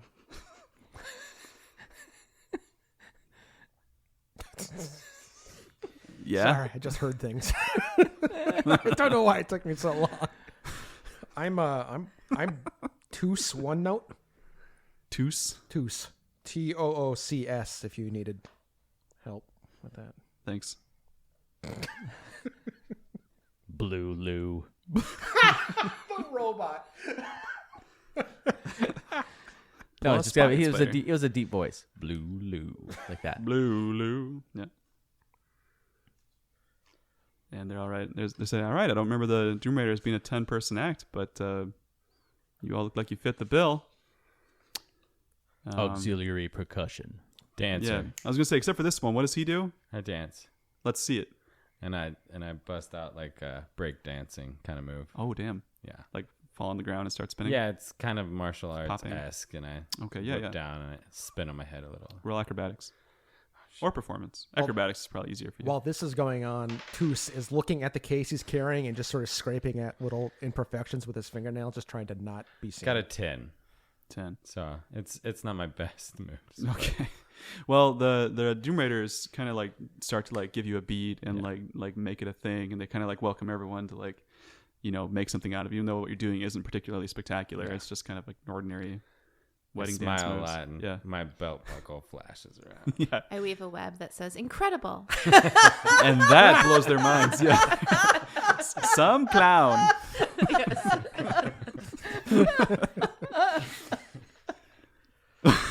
It's fun playing D&D with smart people. Oh my god. What's that? I'm referencing myself. Never mind. You guys are awesome. Okay, and the guard ushers you through, and he's like, "All right, your act's almost up. Let's go." And they let you in, and you all enter. I assume the Castellanter Villa itself.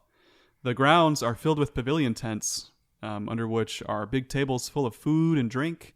And there's at least a couple of hundred people swarming around from all classes of society in Waterdeep. There's folks from the Docks Ward and the North Ward and Trades Ward. You can kind of see, just based on their outfit, everyone's kind of wearing their best and having a good time and getting to know each other. It's like this little conglomeration of the city of Waterdeep. Towards the villa, there's some awnings and kind of like patio type seating further up the hill where the mansion is, past the hedges and whatnot. And that's where all kind of the aristocrats are sitting with their own tables and food and drinks, and they're being waited on by staff. And there's a bit of a division there still between like the main grounds of the house and the folks outside near the kitchen, the rich folks. But everyone seems to be having a good time. There's a stage kind of in the middle. Yeah, and you don't recognize anyone immediately. There are also a lot of birds you can see perched all around the walls. A collection of birds, but mostly ravens. So that's a little strange. Looks familiar to the last time you were there. And that's what you see. You don't see the Castellanters. You don't see the kids. The Doom Raiders go towards the stage to start setting up their stuff. Where are the ravens perched? Can you say that one more time? On the walls surrounding the villa mostly, and on the mansion itself. Got it. Like on their gutters and the roof. And then there's the coach house opposite the mansion too, and they're up on that. Do I see my parents? Not immediately. Okay. You do see there's like staffers kind of moving boxes and barrels from the coach house to the kitchen inside the main building. And that's where the food's coming out towards the pavilion tents. So, and the sun has set at this point. It's like they're starting to light torches and lanterns kind of hanging all around the grounds. Little standing lampposts. It's quite picturesque. The atmosphere is jolly.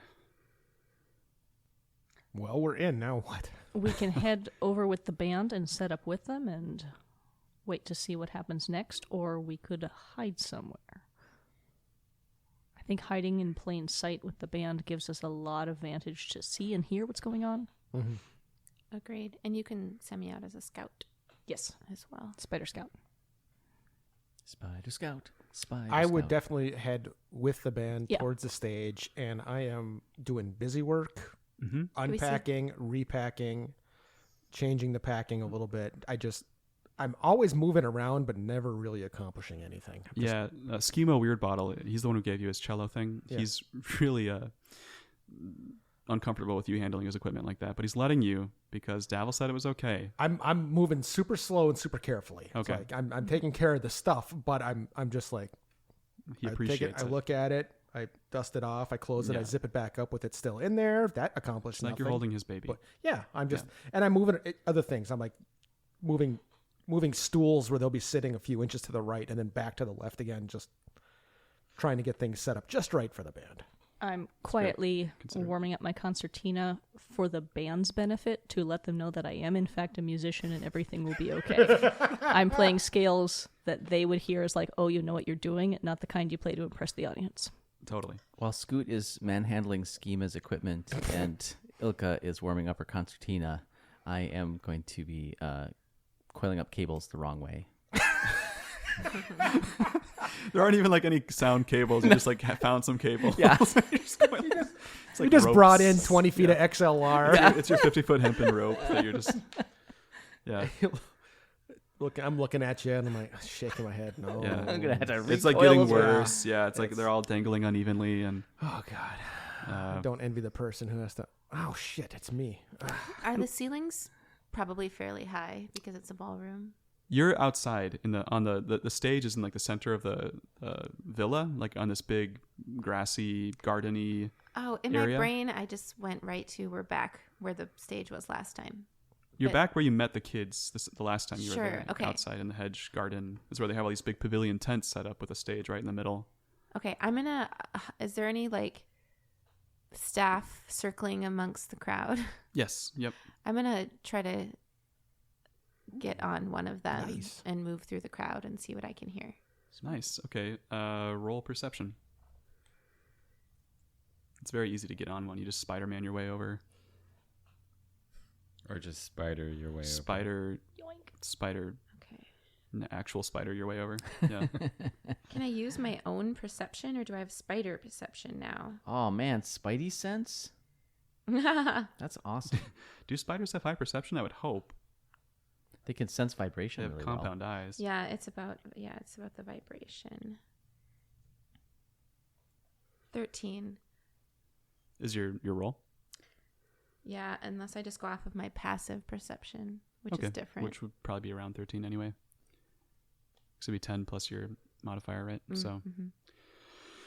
with a 13, it takes you a little while. So while everyone's getting set up and kind of playing it up at the band shell, you ride around on this waiter's shoulder, and he brings some food out. He's bringing food out to the tables, refreshing some stuff, some snackies and meals that were taken.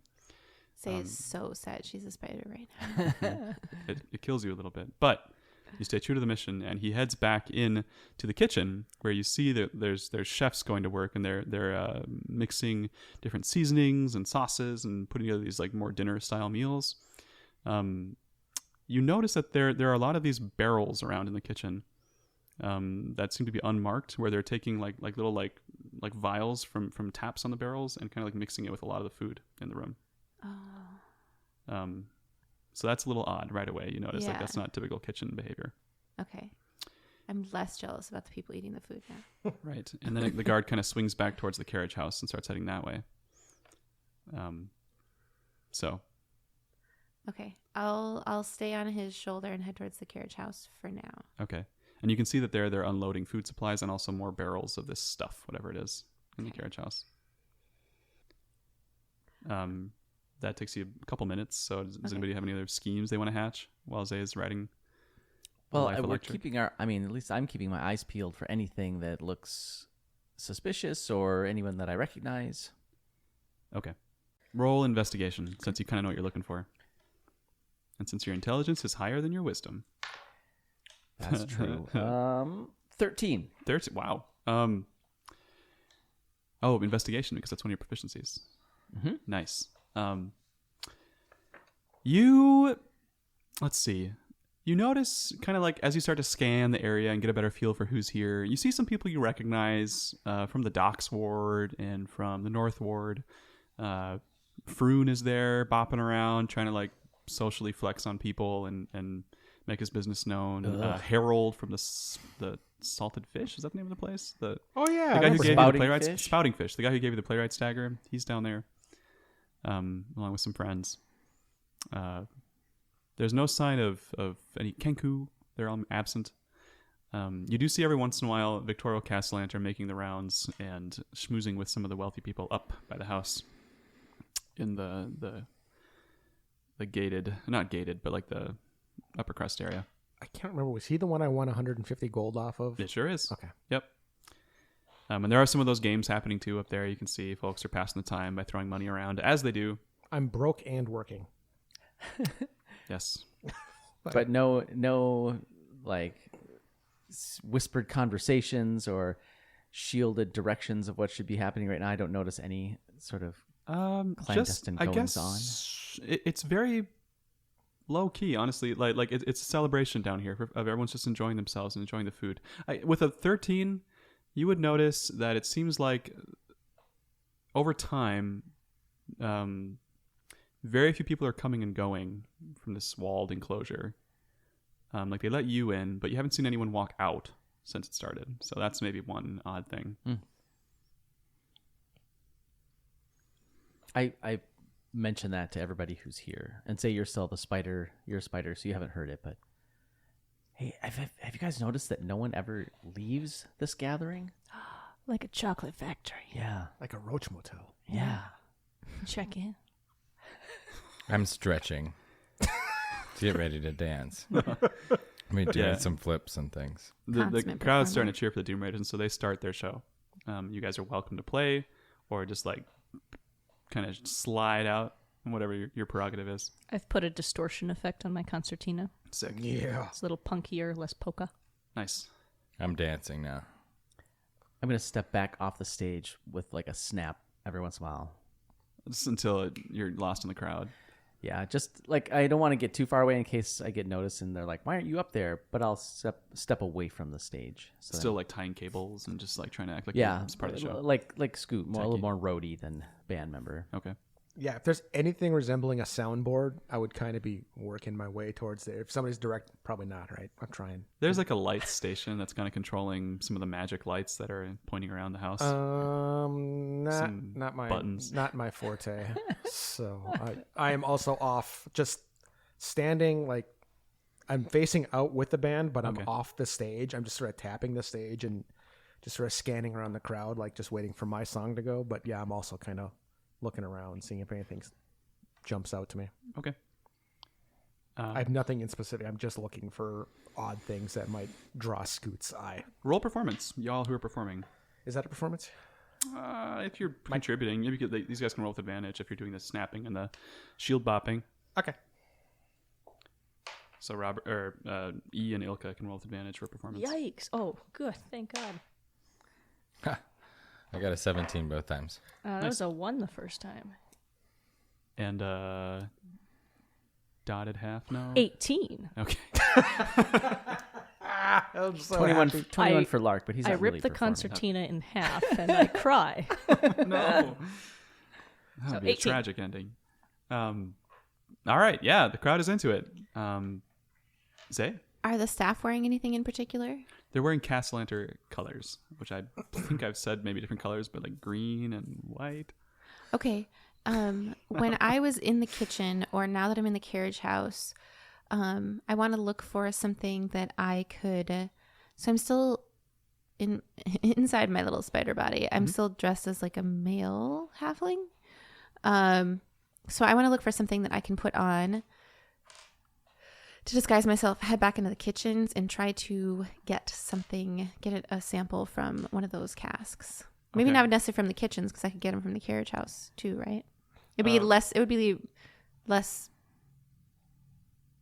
obvious if I got it from the kitchen, since people are already doing it anyway. Right. Yeah, there's like whole casks and they're sealed in the carriage house. You'd have to like Okay. take one and open it and get a vial or something and fill it up. Yeah, so I'm going to try to find some livery and head back. Okay, into so you the kitchen. leap off of the waiter that you were on, as spiders do, and scan the carriage house, and discern that inside one of the parked carriages is where guards have come and gone in the past with livery on, and so that's would be a place to find some.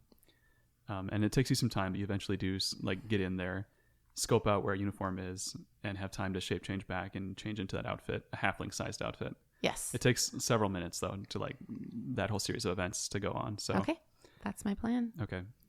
Is the rest of SWOJ vamping for time, or are you guys just? Did you want a performance for me as well? I'm off the side. I assume that you were assisting these two, and that's why they got advantage. Okay, excellent. Yeah. Yeah, good then. You guys. So now Lark and Scoot are kind of off the stage. If you guys would like to pursue any agendas before we skip to the end of Zay's plans. I would have made my way over towards Lark nonchalantly, just still sort of scanning the crowd. Okay, now what? I'm not seeing anything. Maybe we should. Let's see. We don't want Vittoro to see us. It'd be great to connect with my parents. Maybe we should like wander out into the crowd, act like hype people, or I don't know what makes the most sense. I don't want to split the party 3 ways. Why not? You're all in one general location. Yeah, we're all within shouting distance. We look like we belong with the stage now. Is there a step up? Can we get a little bit higher without joining the action on stage so that we could see out to look for his parents? There's some higher ground. It's kind of like a big bowl This Okay. with a really gentle slope. This pavilion. Okay. So there's like food tents coming up the slope, and the stage is at the bottom. Okay. So you can like kind of go up to the edges towards the wall and scan the area a bit better. Yeah, I would start casually, just sort of looking, craning my neck a little bit, pulling my blindfold with the 2 slits mask, just sort of trying to monkey with that a little bit. You 'cause look that's, like a sneaky pirate. that's foreign to me. It's like clearly I'm uncomfortable with this costume, so maybe that just makes me more believable as a performer. Well, a couple of guards definitely give you looks as you like break away from the crowd towards like the high parts up by the wall. Oh, I was just like me. I was still staying kind of near the stage. I'm just okay. I'm Keeping it glancing around incognito. to see. Gotcha. Yeah. Well, like I said, there's more fireworks going off now that it's nighttime, especially. So all around the city, you can see lights coming up and flashing and forming magical shapes of different creatures. And That probably distracts me a little bit. yeah, I'll be it's honest really with you. really pleasant. I gotta say, it's just a pleasant party. It's maybe like getting close to like 9:30, 10 o'clock at night at this point. I probably mentioned to Lark, I said, have we been wrong this whole time? Are these people kind of all right? Don't you remember the cult thing in their basement? Okay, thank you. Yep. Yeah, now it's coming back to me. All these crows and ravens are creeping me out. Yeah. Yeah. Okay. They seem to be like overwatching the whole crowd. So Okay. kind of like the prickles on the back of your neck are standing up, your barbarian danger sense. It's how close is the closest one to me? Like, can I get within like 50 feet of one? A bird? Yeah. Absolutely. Yeah, they're maybe like 30 feet away, like up on the walls. I want to try to maneuver myself underneath one. So when I maneuver myself underneath one, where am I in relation to all of the crowd? I would say you're near near a couple small groups of people that are enjoying their food and schmoozing, sort of like midway up the slope away from the pavilion towards a jutting wall near the carriage house where Zay is. Okay. I'm going to do that, and then I'm going to say really quietly under my breath, "Here comes little Dinky," and I'm gonna My eyes got real wide. and I'm gonna I turn and look pull at out little Lark. Dinky and quickly flick it up to the appropriate height and try to knock a couple of them off the ridge. Get out of here, you birds! You're wrecking our concert. Make an attack roll. Let's see, who has seen you use Little Dinky before? So That conversation can Zant's go a long way. is little Dinky considered a light weapon? Like, is that a thing I'd have proficiency in? Yes. Dex plus At a length proficiency. of 30 feet, As it's it a gets light longer, weapon. it gets more unwieldy. Okay, so maybe I won't use proficiency, but I'll still use my Dex. Sure. All right, so then 18. 18. Yeah. You knock a couple of the crows over, and they go tumbling off the wall above you. It's the last you see of them here. They topple the other way, not towards us. Yeah, unless you're like somehow scooping them towards you with a I was stick. trying to but- knock them sideways. Oh, sure. Okay, yeah, they go flying off the wall, and you notice them both kind of like shimmer in the light a little bit, in the firelight and the fireworks above, and like the glamour fades for a moment, and these like kind of red demonic imp-like forms are visible before it quickly recovers. That's what I thought. That's right. Scooter, you by me? Yeah. Did you see that? And then they pick up and fly off and circle towards the house, towards the manor. Yeah. They might know we're here now. Yeah. Have you reeled back in Little Dinky yet? Yeah, probably. You brought it back. Still. I thought those might be devils. Yeah. This is bad. Hypothesis tested positive. Yeah. Science. That's a lot of devils. Did we get any attention from all that? Not from the people down below. Okay. It was pretty quick. Yeah. Kind of looking to see if any guards are sort of making eye contact with us now at this point. Doesn't seem like it. But at this Okay. point, Zay, you have the waiter outfit on fully. So if you have any plans you'd like to pursue. I move toward the kitchen. Once inside, I'm going to look for something that could... I'm going to try to notice like what they're drawing the liquid from the casks with. Okay. Yeah, they have these small vials. They look kind of like chemistry tools, like Erlenmeyer flasks, that they're using to drip some of the this like purplish fluid into some of the sauces that are going in the meals, and into some of the, it seems like some kind of dough that they're baking stuff out of on site. Okay, I'm going to try to gank some. This is yoink. Roll sleight of hand. I'm lucky. You're lucky. Oh, wow, nice. Yep. Ability reroll that check. thing. Reroll a die and use the new roll. That's more. 16. Yeah, you succeed. You have an Erlenmeyer flask full of this purple jupe. It's with a cork if you want to take it somewhere. Okay. I try to hide it on my person and head somewhere where I can remove my livery. Where would that be? Like, Or I guess I'll keep it on and I'll head toward the stage. Just like I'll grab a tray, like I'm gonna hand things out amongst the crowd. okay, you don't have any disguise at all, right? Like you're. Yeah, just- I'm. Oh, you're masculine. masculine. Presenting. Yes. Okay. Okay. So you head back out towards the stage. You see E and Ilka along with the Doom Raiders jamming away. You don't see Scoot or Lark at first glance. Okay. I head toward the stage. All right. All right. As soon as I see her approaching, I've done this before of how to keep playing and get a message from whoever's coming to me. So I'm gonna maneuver discreetly towards her to hear what she might have to say. The music's loud, so you got pretty good cover. Okay. They're putting something into the food. I have a vial of it with me. That sounds really terrible. Wow. I'm wondering really if we terrible. show it to the Lark Da-da-da. Silvers. Nope, the Lark Silvers. Yeah. Maybe we could show it to the Wave Silvers and see if they have any Okay. experience with that. Do you think it is a poison? Do you think it will hurt people?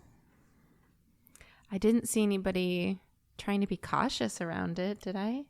No, it seemed like nobody really seemed to have any compunctions as they were filling it up, putting it in.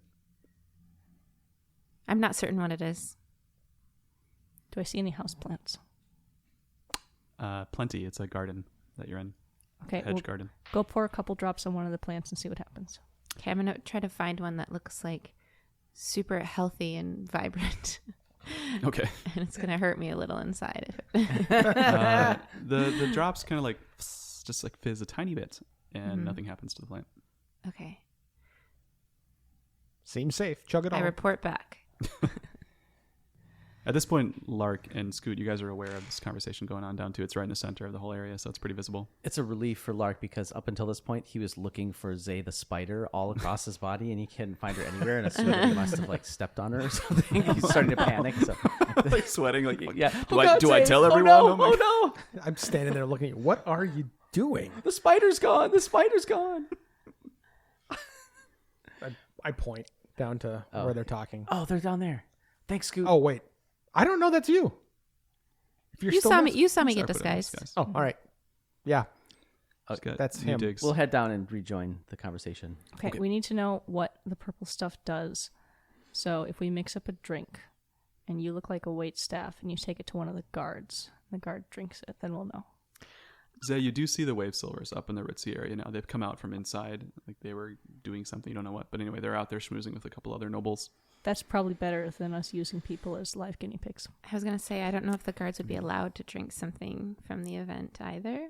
Give it to one of the birds. They're all devils. I hit one with little Dinky. 2 of them are the devils. I think they all are. Look at them. They're creepy.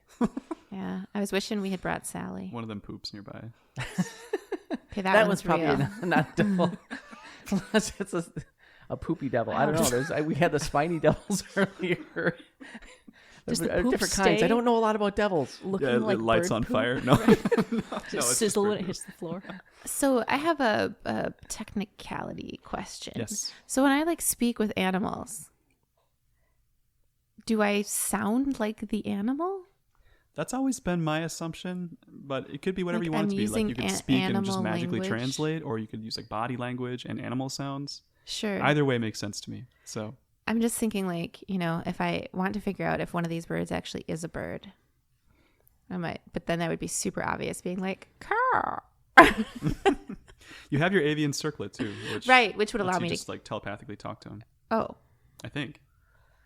I have animal messenger and speak with animals. Yeah, with birds. So Right. Um, Flying creatures specifically. yes, and that is telepathic. That one. So Oh, that one's telepathic. Yeah. Devils Oh, are okay. flying. Yeah. Although not animals, right? Yeah, I don't think they're Oh, a fine. creature.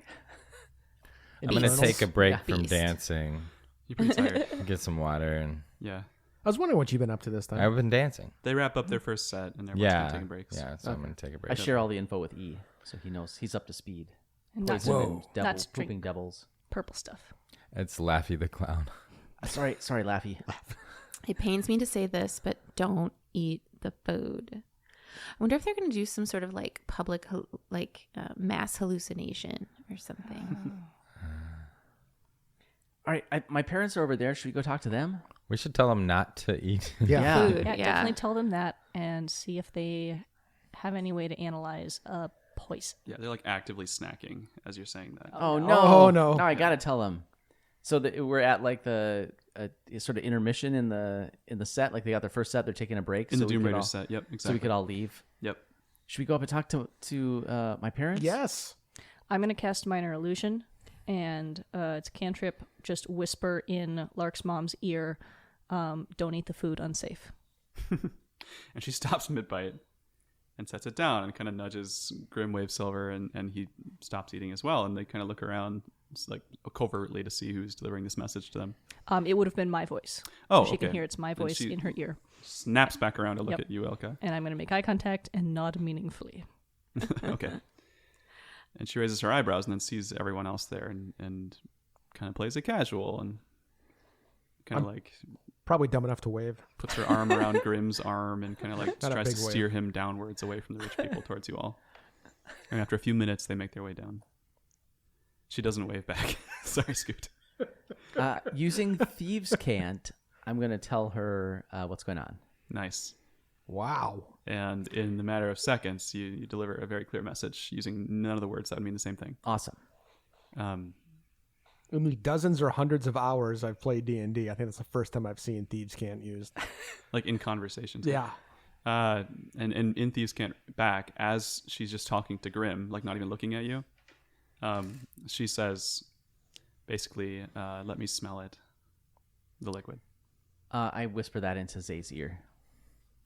I produce the flask, but try to hold it in such a way that I'm mostly covering it, and I bring it up to her face as though Would I'm you like presenting some? something. Yeah. Sure. She thanks you very graciously and says, "Oh, what's this? I've never tried this before. Thank you." And she plays it up and smells it, and then like dabs her finger in it and licks it a little bit. And she nods and then says, "In Thieves' Cant, from what you gather, she's implying that this is a poison called the Midnight Bloom, made of the same stuff that her roses are. It's the roses that she leaves behind in her scenes, so she's familiar with it. And it's a poison that kicks into effect at midnight." So, I share that information with everybody. yeah. Is there an antidote? Not that would be readily available from anyone here. You need more of the raw flowers. Has her composure changed? She was eating a second ago. She seems not worried. She says, "I've developed an immunity, Oh, of course. Oh, but if everyone else here is eating it, we're in big trouble." She continues eating. Yeah, pretty much. She relaxes a little bit. Yeah. It tickles on the tongue. Yep. This And poison. Grimm doesn't seem too concerned either. oh.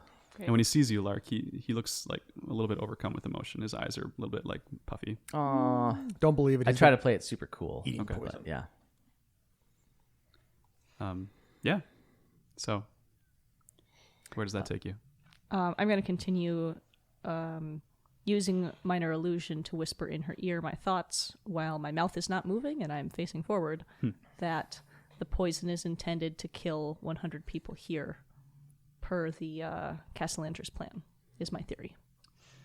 She says, "By the looks of it, more than 200 people here will be dead come midnight, if it's in all the food."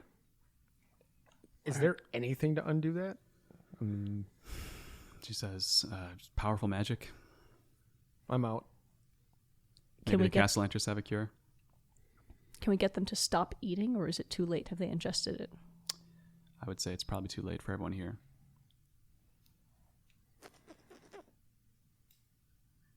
This just got dark. Super dark.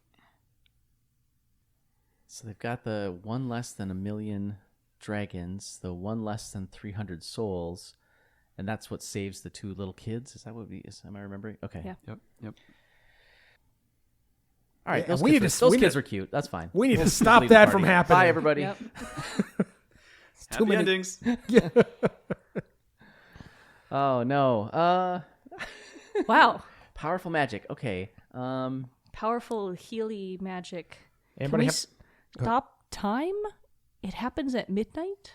Yeah. Do we have a time-stopping spell? Smells that's- What do we like I do got? not. If somebody can just fly around the planet the wrong direction Yeah, really that's all fast. I heard about that once. That As long works. as the planet rotates backwards, time reverses. That That's reverses how that time. happens. We need a bunch of these raw flowers That's to Superman. create the antidote. Is the entire city was invited to this? No, just kind of like representatives of different neighborhoods. Oh, They- okay. They said like the whole city's invited, but they really meant like people on our list. Okay. Lucky them. Yep. Maybe if everybody got a good berries, It would bring him back from 0.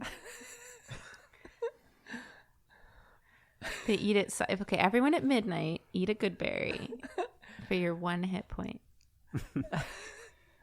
Okay. I'm really glad I found out this was happening with the food first thing, because Zay would have been all about this bread. Yeah. Nobody ate anything, right, within your crew? No, we've No. all been Clear. gigging. Yeah. I Okay. had a mask on. Right. We should tell the Doom Raiders. They're probably snacking right They're now. actively snacking as well. Oh Let's man. not tell them then. What's got healing magic? Do dragons heal? Unicorns heal? I haven't heard from Lyrian in a long time. I think about that and I go, There's like, Terry. Asvel says, "You know a unicorn?" Yeah. oh yeah, she's my best friend. She says unicorns can heal. I don't have a way to get a hold of her anymore, do I? All the tier gemstones went dark. Mm-hmm. When we rescued her, right? Correct. Yeah. Well, I go sit in a corner and meditate. What time Try is to it? connect to the Yeah. Fae. How much time do we have? Yeah, do it. It's about 10 or so. Okay. How long does your meditation take? I don't know. I've never done this before. Are you able to meditate at a large party where the Doom Raiders are playing? Yeah, it might help. Circle of Dreams. Yeah, I'm gonna go try to find a little cozy spot like grassy spot where I'm not super visible, so maybe like near the stage or behind the stage. Okay. And Pretty crowded around there, so you'd have to like Oh. wedge yourself like into a hedge or something, kind of, and like find that some sounds privacy. that sounds cozy. Yeah. Okay. This is where I am, guys. Come get me if you need me. Okay. Yeah, so I'm just gonna meditate and try and see if I can reach out to Lyrian. Okay. Roll. Meditation. I was gonna say like nature. Nature? Yeah. Roll Zen. I'm rolling so poorly. 14. It's all right.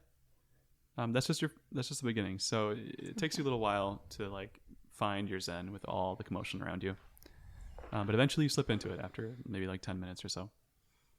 What about everyone else? What's your goal while Zay finds her zen? I'm gonna ask my parents if what's your plan? Is there something we could be doing to be helpful for you tonight?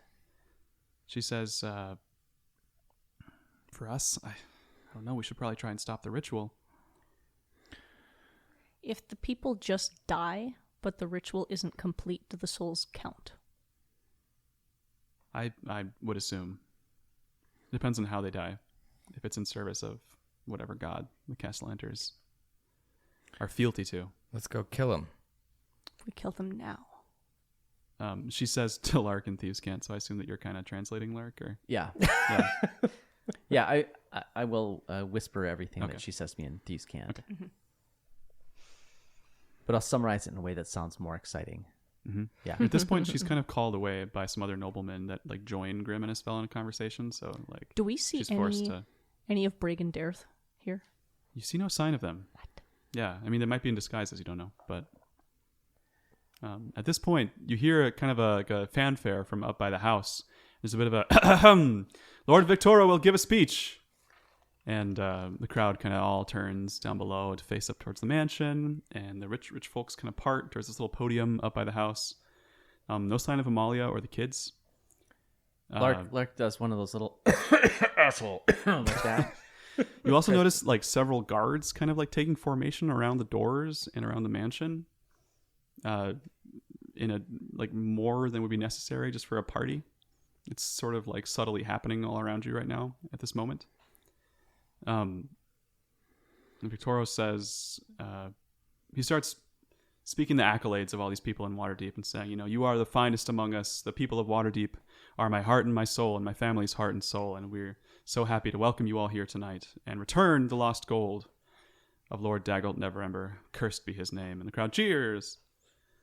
And he starts going on about how proud he is and how lucky he is to be here tonight. And the speech kind of winds on for a couple of minutes if any of you would like to interject besides booing him. If I weren't meditating, I would be holding my hand over Lark's mouth right now. He seems to be kind of scanning the crowd too. Like he pauses for a bit, unless you're hiding, Lark. I don't know what your plan is, but you can tell he's looking for something in the crowd. No, I'm not hiding. I do still have my mask on, so I feel like and my hat is off. So right, but you did smack those crows in the same outfit. That's true. Right. No, I don't. I mean, I'm also not large, so if there's a bunch of people around me, Sure. Yeah. Okay, playing it casual. Yeah, I'm certainly not being showy. Okay. All right. Well, he continues, and he says, and eventually that brings me to the thrust of the night. You see, we've gathered you here not just for one purpose, not to celebrate the future of Waterdeep, but also to celebrate the good fortune that the Castellanter House has had over the last few years. We've had the luck of being patrons for many of your organizations, your neighborhoods, your people, and it's all thanks to the glory of our great Lord of Nessus, Asmodeus. And he kind of gets very stony and serious, and the crowd kind of looks at each other like, "What? What did you just say? Asmodeus? Serious? What?" And he says, "Yes, every one of you, whether you know it or not, is a willing participant in the success of this house. You are all contributing in your own ways tonight. The gold will be returned to where it belongs, in his coffers under his name. And you will be going with him, with the gold, to him." And people start to freak out at this. They start to back up and talk more alarmed to each other. Like, what's he talking about? Let's get out. This is weird. Let's get out of here. I start to like murmur to the people around me, "We should have listened to SWOJ. We should have listened to SWOJ." I try to get that to like, spread through the crowd. Yeah. And it is spreading around the crowd a little bit. It's like, wait a minute. That's what those guys were saying 10 days ago outside the theater. Wait a minute. I'm sending minor illusion of my voice, whispering that around the crowd as well to plant it. Okay. Yeah. SWOJ was right all along. Oh yeah, I have a gold tooth, and when I lick it, and whatever I say is sounds like it's coming from behind a person. Yeah. So I say that over really and over that to way, different people. You got a gold tooth of throw voice? Yeah. That's awesome. Yeah. So I'm constantly Legendary licking table. my tooth and saying that, and people are turning around, but they're all hearing it, so they think each other said it. Okay. I don't want to interrupt with that, but please tell me it sounds like when you do have your tongue on your tooth, like, Well, it wouldn't, except that I'm doing it over and over, and I kind of bite my tongue once, and then I'm like, and instead of saying that, I say, "Ow, fuck." People turn around like, "Are you okay, man? What?" I'm fine. Yeah. Yeah, and he continues. He says, "I hope you will all join me tonight at midnight as we ascend. Thank you." And he turns around. And the crowd at this point is incensed because of what he's saying, but also because of the rabble-rousing that you guys are doing. And they're starting to surge towards the building. Like, wait a minute, you can't say those kind of things. Like, this is a joke. And he turns around and holds up his ruby-tipped cane. And this sort of, like, ball of light coalesces on it and flashes out into the crowd. Are you all looking at him as this goes on, or are you doing your own stuff? I probably was looking at him. Okay. Zay's still meditating. Yep. I've been hanging out by the hedge next to Zay just to make sure that she doesn't get messed with. But I would have been looking at the action up there. Okay, if you were looking, roll a wisdom save. As soon as he pulled that cane, I would want to cast a visual barrier in front of him. Nice. Okay. And all it's going to be is that lilac bush from before. Okay. like on the cane or like in front of it? Is he standing like on a balcony? Yeah, like a podium kind of overlooking everyone holding this cane. Yeah, the podium is now engulfed in a thick, dense lilac bush. About 10 feet. Yeah. Yeah, okay. Great. Well, roll a wisdom save with advantage then. Okay. That was a 1. Let's roll that again. And Zay, you're okay. Bush. Yeah. I got a 13. 18. 9. 10. Wow. Y'all three, except for Ilka, are briefly charmed by this cane that he's holding out over the crowd. You suddenly get the sense that everything is okay and you should just calm the F down. You're not sure why, something's definitely amiss, but like maybe we should just like stop and think about this for a second. Ilka, you're totally fine. You can see right through that. And it seems like about half the crowd, like most of the crowd kind of calms down at that, but about half of them at least are still like milling around Good. trying to get out. And the guards are starting to kind of push them back and like trying to cordon them off away from the mansion. So What he's That's trying to what's up. say is most everybody made their wisdom saves, Yeah. but we didn't. We failed. I didn't either. the nobility seem to be very confused for the most part. Like they're sort of unsure if they should be acting or not, but they don't look happy. And it seems like Grim and Espella, for their part, are sort of trying to like talk to people and being like, we can't stand for this, like it's time to act. Do you see what's going on here? And people don't seem to want to believe it. So, yeah. I guess all things considered, Scoot, he made some really good points. I'm just gonna kind of hang out here. I'm just watching Zay. Not really sure why anymore, but just gonna make sure nobody messes with her. Should I go dance again, guys? Yeah, I think you had some pretty good dance moves up Thanks. there. I'd watch some more dancing. Yeah. I'd Some of start the Raiders dancing are a starting little their second act again. It's like really Yeah. disjointed sounding music. It's not rhythmic or This anything. is great. Zay, Slap them you're all. vaguely aware of this, but Zay, like you're not like totally beyond, like you're kind of half in and half out of reality. So like you're conscious that this sort of effect is happening all around you. Hey, watch like to do the something. clown. He's gonna dance to the music. Yeah, It's Ilka, laughing. come play your concertina. It's not the same without you. Okay, I'm going to walk over, unsling my concertina in a way that the way I elbow Lark in the head could look accidental. Does it shake anything loose? I think so. Roll 1d4. Yeah, I mean, I'm being deceptive with it. It'll just be 1 damage then. I assume Lark's not trying to dodge 1. or anything. 1. Make another wisdom save, Lark. God, it was even worse this time. 5. Still ensorcelled. Ow, More Ilka! charmed. You hit me My in the bad. head. My bad. Didn't mean it. You're still my favorite. Oh, that's all right. Bam, bam, bam, bam, glad- bam, bam, bam. Now I'm licking my tooth and like saying, "Look at that clown dance." It's kind of what you've been doing before this. And I'm kind of the music's weird, so it's like interpretive dance. There's a lot of like friends grabbing friends and being like, "Do you not see what's going on right now? Like, wake up, snap out of it." It's this sort of like half panicked, half calm, eerie Twilight situation going on in this villa. Victoria's just kind of watching, kind of contentedly. With the bush in front of him.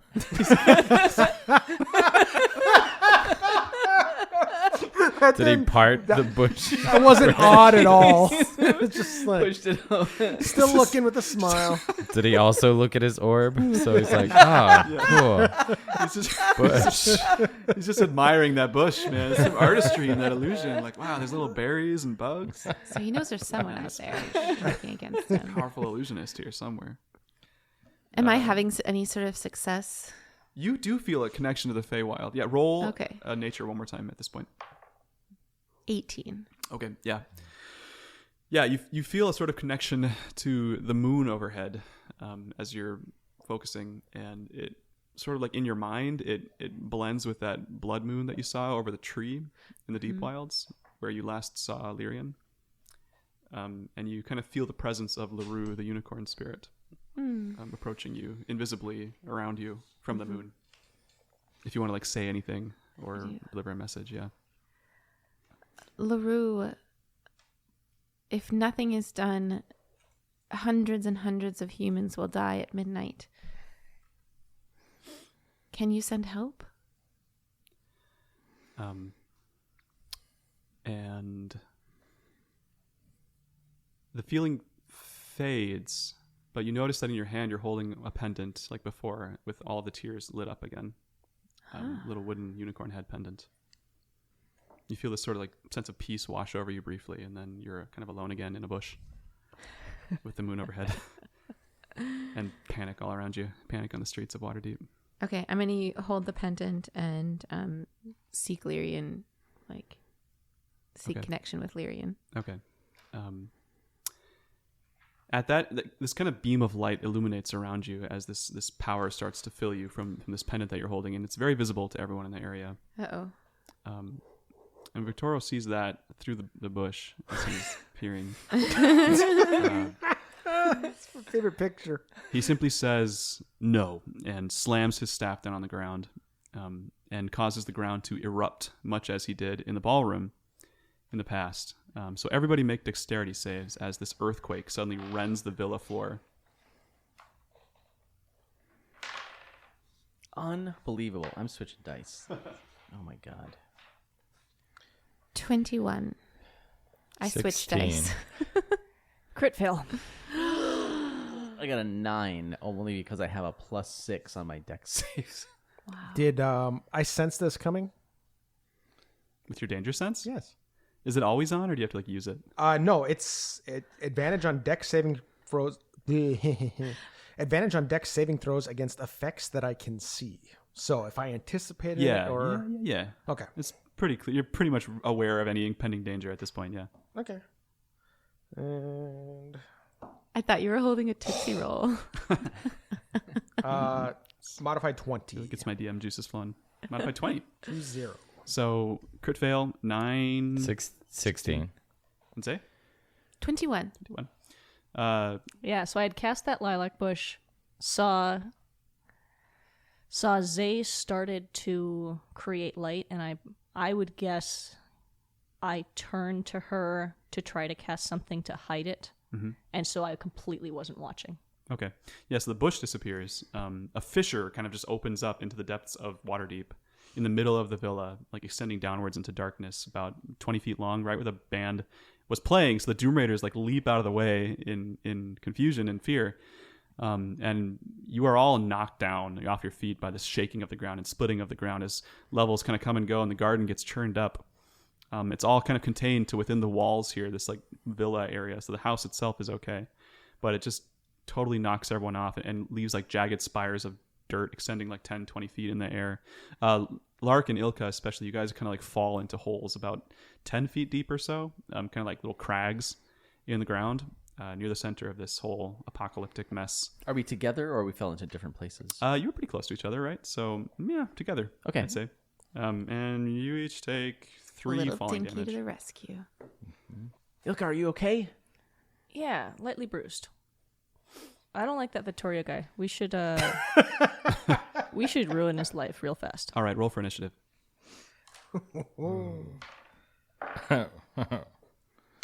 3. Also 3, but Plus I your guess dex. Oh, 5. so 9. Jesus! Your dex modifier. Oh, sorry.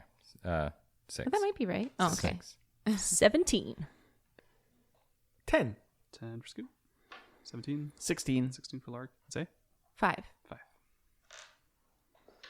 I really puzzled on whether or not the little dot next to the 9 goes on the top or the bottom for a while. Like a good 7 or 8 seconds looking at the thing going, which way does this go again? I Set can't this remember.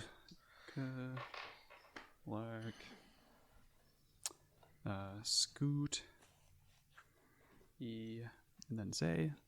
There's no. Well, there's some friends actually. The bads go after Lark. This is super useful. Friends go before the bads. Yay. We have friends? Do. Oh, yeah. Your mom. Your mama. So Who's a bad F and A. Yeah. Ilka says we should probably ruin this guy's day Yeah. and acts first. Oh, it's me first. Yes. Sweet. I'm going to shatter his entire world. You cannot see him at this point. You got to get out of that pit You're first. 10 feet in the Oh wall. shit! I'm going to stand on Lark's shoulders until I can see him, and then I'm going to shatter him. Okay, so are you crawling out of the pit then, Lark? Your Your charm is broken at this point by falling. Like that straight up did away with that. He scratched that plan as soon He's as you not guys started charming resisting. anymore. Yeah. Are you gonna make us all use half to get up? Yes. Well, it's climbable. It's not too hard to climb. It's Well, everybody got knocked down, right? right. So there's that too. Yeah. So you can't really get out of the pit. But if you stand on Lark's shoulders, you can maybe get a vision up to the mansion. That's all I need. Yep. Sorry, Yep. guys. If she tells me what's happening, I definitely assist. Yep. All Lark, right. I need to stand on your shoulders. I give you the and boost up. Beat this guy up with bad music. So he makes a Constitution save. Or exceptionally That good seems like the music. kind of thing that is both more effective when done by a musician and to a musician. Totally. He gets a 12, so he fails, I assume. Yep. And he takes 11 thunder damage. Is there anyone else near him in that 10-foot radius? A few nobles and guards. Yeah. Um, Unless you like angle it out so it just hits him, like in the air in front I'm of him. fine with damaging them because it probably would count as like a smack in the face.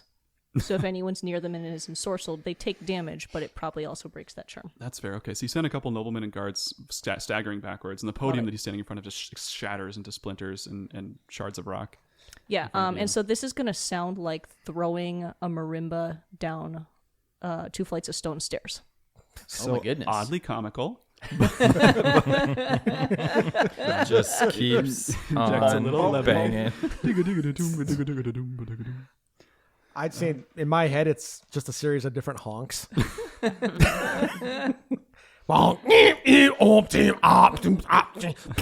The number of children's toys that make those noises on purpose is evil. Yeah. Oh, Yeah, that's a gift that people give parents who don't have kids. Yeah. Like, why do you hate me?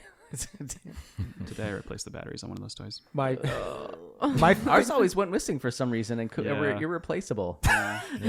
my favorite is given the ones that have IR sensors, so they go off when somebody goes by. So you hope that it gets set up at night, and then somebody goes by it. And You're the then worst. badmouth Billy Mass, badmouth Billy Mass, Badmouth Billy Mays.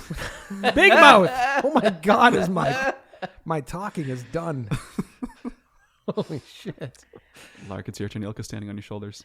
Okay, in a so pit. I'll probably Fisher. it probably makes sense for me to boost her the rest of the way up, and then if I do that, and then use little Dinky to get myself out, is that a fair use of a full turn of full action? I would say, yeah, totally. Okay, that's what I'm kinda gonna do. Pushing her and throwing her and pushing yourself. Yep. So where do you want to end up? Just on top of the ledge, kind of facing Victoro? Yeah, just get out so the hole is not impeding my movement. Okay, so zoom, you pole vault up and out, and you and Ilka both land gracefully on the edge of the fissure with all this kind of jagged landscape. Victoro's about 40 feet away from you up by the villa. Can I also like pull out my rapier and flourish it in a way that looks super cool? Absolutely. Like with one hand, you're holding little Dinky. Ilka's balancing on her own on you, and you take your other hand. And Yeah, and little Dinky's retracting, and my sword comes out and flourishes, and it looks really cool. Although I don't have a hat, so like minus cool points, but sure, some fireworks in the background, though. Oh off in the yes, city. yes. Sweet. Friends, Isabel Wavesilver, from somewhere in her noble outfit, she produces a hand crossbow, like shink shink Assassin's Creed style, and takes aim at Victoro, and pushes Grim behind a table under cover and tells everyone up there to get away fast. It's going to get ugly. And she takes a shot at Victoro. A sneak attack, actually. And misses. It seems to... It hits his nobleman's, like, robes, and it, like, wedges itself in the robe oddly, like, densely, as if the robe has harder armor than it looks.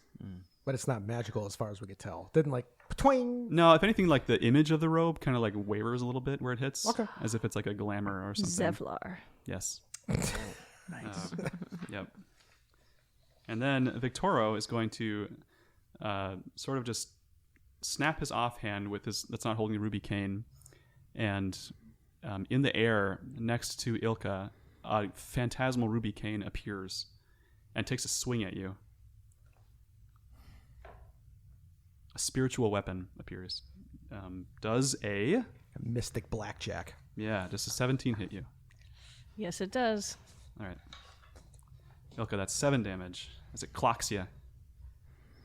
And kind of like punches right into your solar plexus. Can I grab it? It's ghostly when you try to touch it. Like it's solid when it wants to be. It's odd. How dare. Magic-y. And then he is gonna with his action, because that's a bonus action. Uh-oh. He is going to chant that roaring sound you hear is Victoro summoning a demon into reality in the middle of this sort of area in front of him. Wow, we have sound effects. Awesome. Yeah, like up from one of the fissures, suddenly like fire and lava erupts, and this spined devil crawls out. This like big, maybe like 8 foot tall, greenish. Think like the imps from Doom, but it just kind of crawls out, covered in spikes, and just kind of roars and howls at its surroundings. Looks like a creature of rage. Oh, I grabbed onto one of those guys once. They are pokey. Devil or demon? Devil, I believe. Devil, which Yes. speaks abyssal or demonic? Speaks infernal. Infernal. I like D&D. Is there important Which questions? demon is it? These are ever since the I love 90s D&D. when they had to distance themselves from Satanism. Yeah. Boring.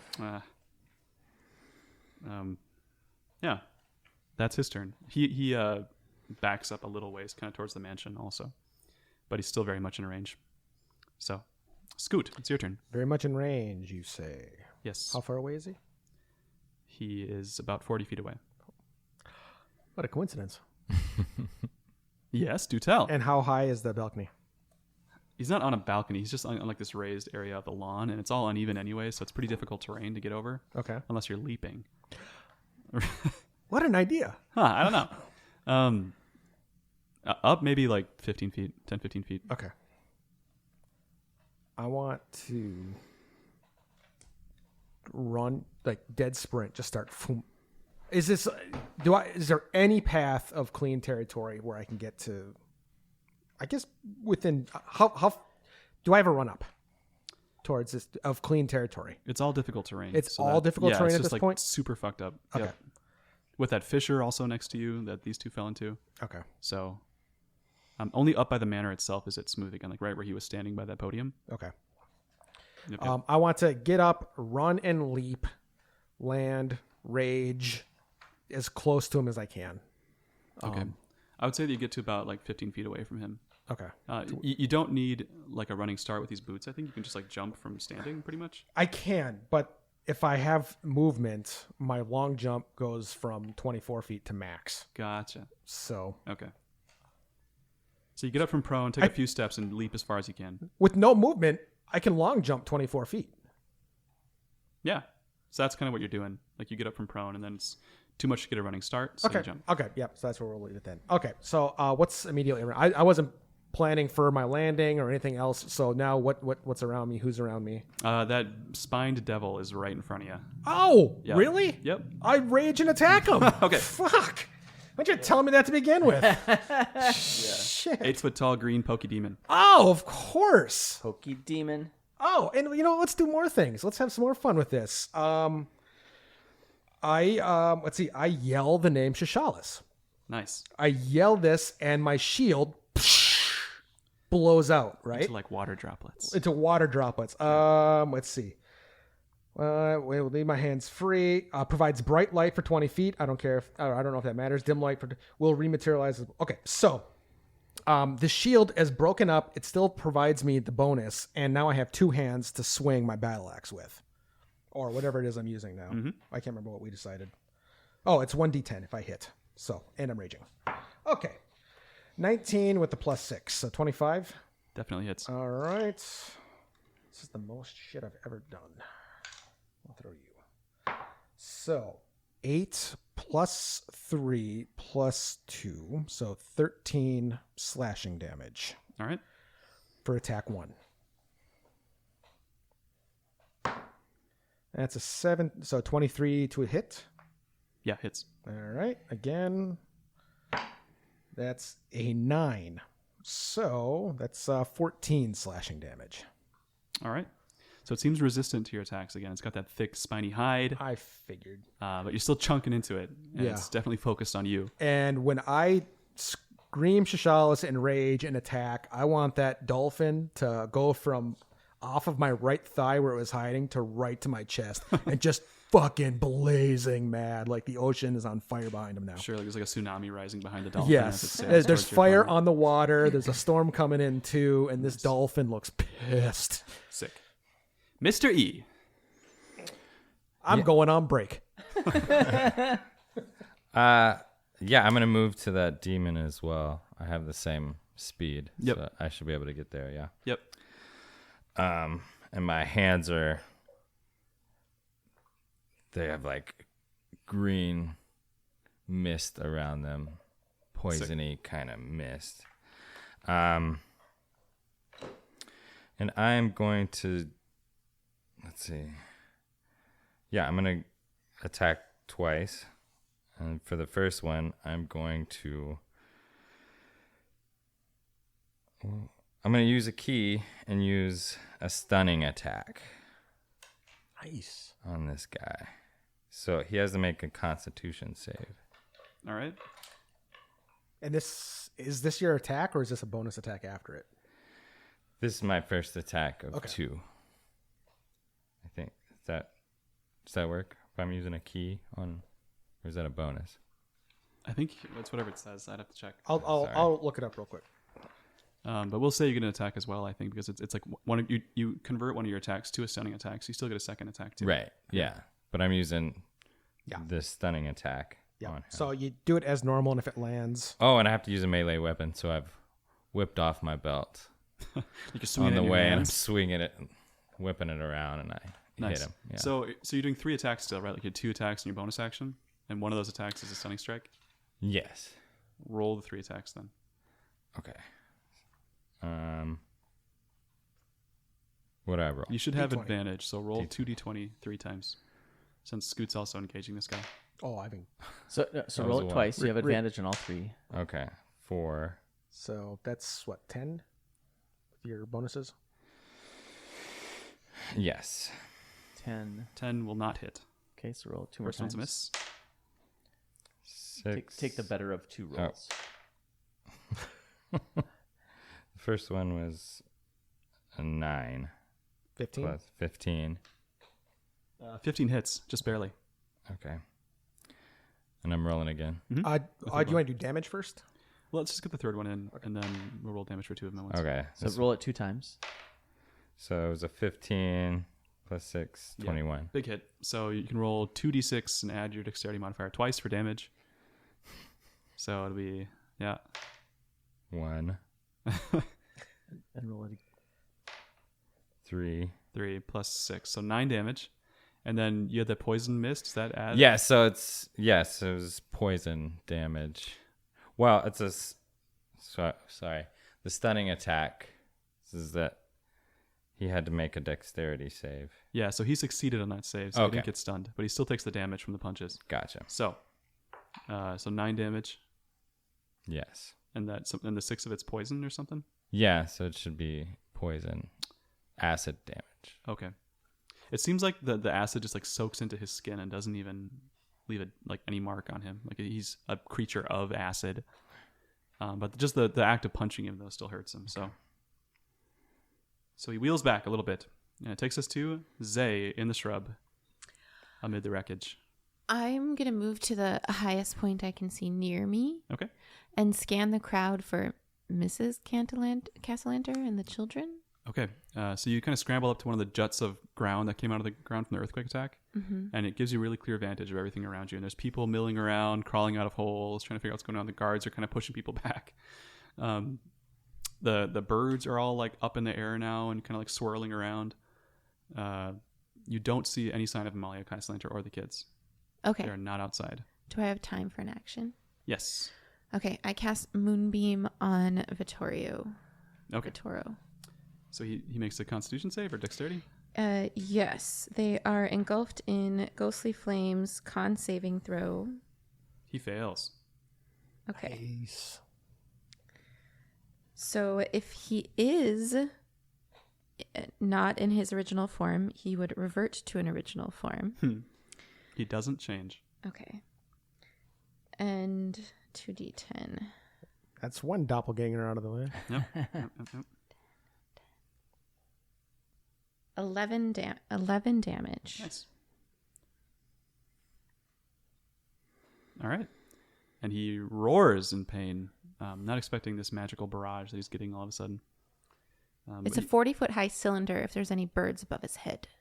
Ooh, yeah. Some of the birds immediately get unmasked as imps flying around up above, and kind of like peel away from the scene, like cowardly. Do they take the same damage? I think they would, right? If it's Yeah. just like one big I think so, beam. yeah. Yep. So I'll roll for them too. Just say they're dead. They fucking fry in the moonbeam. Yeah, just like, like a moth light. They just, poof, out of existence. I would love it if they were drawn to it. Oh my god. The demons It's just are like a "It's giant bug pretty." lamp. They're just like, Yeah. Basically, yeah. Oh, I hope Moonbeam makes that sound. Ilka. Yeah. It Well, I'm going wavers to a keep little this barrage going and dissonant whispers all over him, Okay. all over at Vitoro. And,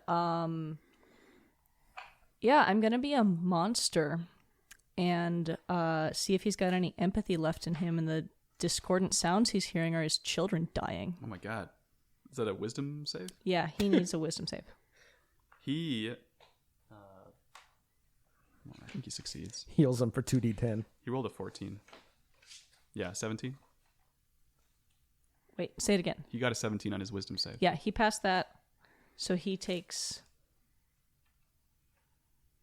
half the damage and does not have to run away. Okay. 7 damage. 7. And he screams, "How dare you use the voices of my children? You monster." Ironically. I mean, I shrug at him and kind of gesticulate around me. Pot kettle. Do you stay put then? Also? Like kind of towards the middle of the area, towards the band? Where am I relative to the spiky green demon? You're on the opposite side. It's like you, and then Scoot and E and the demon, and then Victoro. And Lark is next to you still. Zay is on top of a spire of rock, a little bit behind you. Is there anything around me for cover? All kinds of jagged terrain, yeah, and like hedges that have been tossed aside, and people. Great. After casting it, I'm going to duck below terrain, so Okay. there's something blocking me from Vitoro. Totally. Lark. Okay, I don't think I can reach Vitoro if he's 40 feet from me, but I can reach the spiky demon. Mm-hmm. So I'm going to run up to the spiky demon with my rapier drawn and attack it with a Go for flourish. I'm gonna, for justice. Dang it! Advantage. Oh, advantage! Thank you. 17. That hits. Nice. So I just realized that she has made herself a target by remaining high on a rock. 17 points of damage. Dang. And then with my offhand attack, a 26. Hits. This is an offhand attack or your rapier again? Offhand. So it's a dagger? Dagger. Okay. Yep. 3 plus 2 is 5 for 5. Okay. Okay. Yeah, you guys are doing good work with this demon. It's definitely surprised to have suddenly been called into existence in this world, only to be Oh, that sucks for him. fucking brutalized by a bunch of strangers. It's not even Aw. awake. I know. Yeah, right? Yeah, empathy for the devil. Oh, check please. Yep. I'll see you next month. He's yeah. done. That's the best he's going to get Good today. night. Good night, Waterdeep. Isvel pivots to get behind Victoro and pulls a dagger from under her cloak and tries to stab him in the back. Standard rogue shit. I don't Yeah. know. I don't know why your eyes are so wide. She rolled No, a it's like 5. I'm amazed. It's my mom up there. Yeah. She misses, but then she like tumbles under another table or something and does the disengage and hide thing that rogues do. As she moves past Victoro, she finds cover again. Grim is taken off. He's not a fighter, so he doesn't have anything to do with the situation. Your mom's got the drunken master going on, I think so. and I've never liked her more in my life. Remember the time when we were in like the very first time we were in the dungeon or in the sewers, and she like flipped on those giant brain creatures, and like that was a little more impressive than this fight's going. Didn't you? Weren't you kind of turned on by that?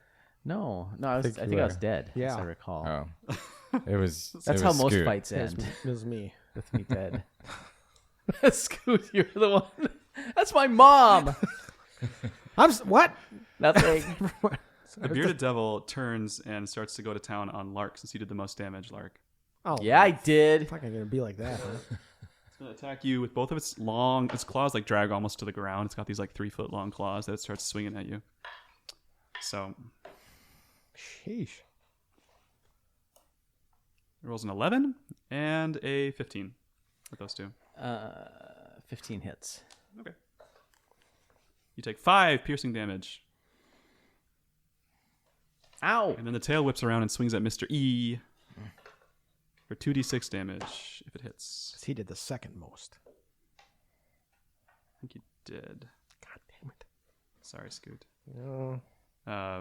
Does a 17 hit. Yes.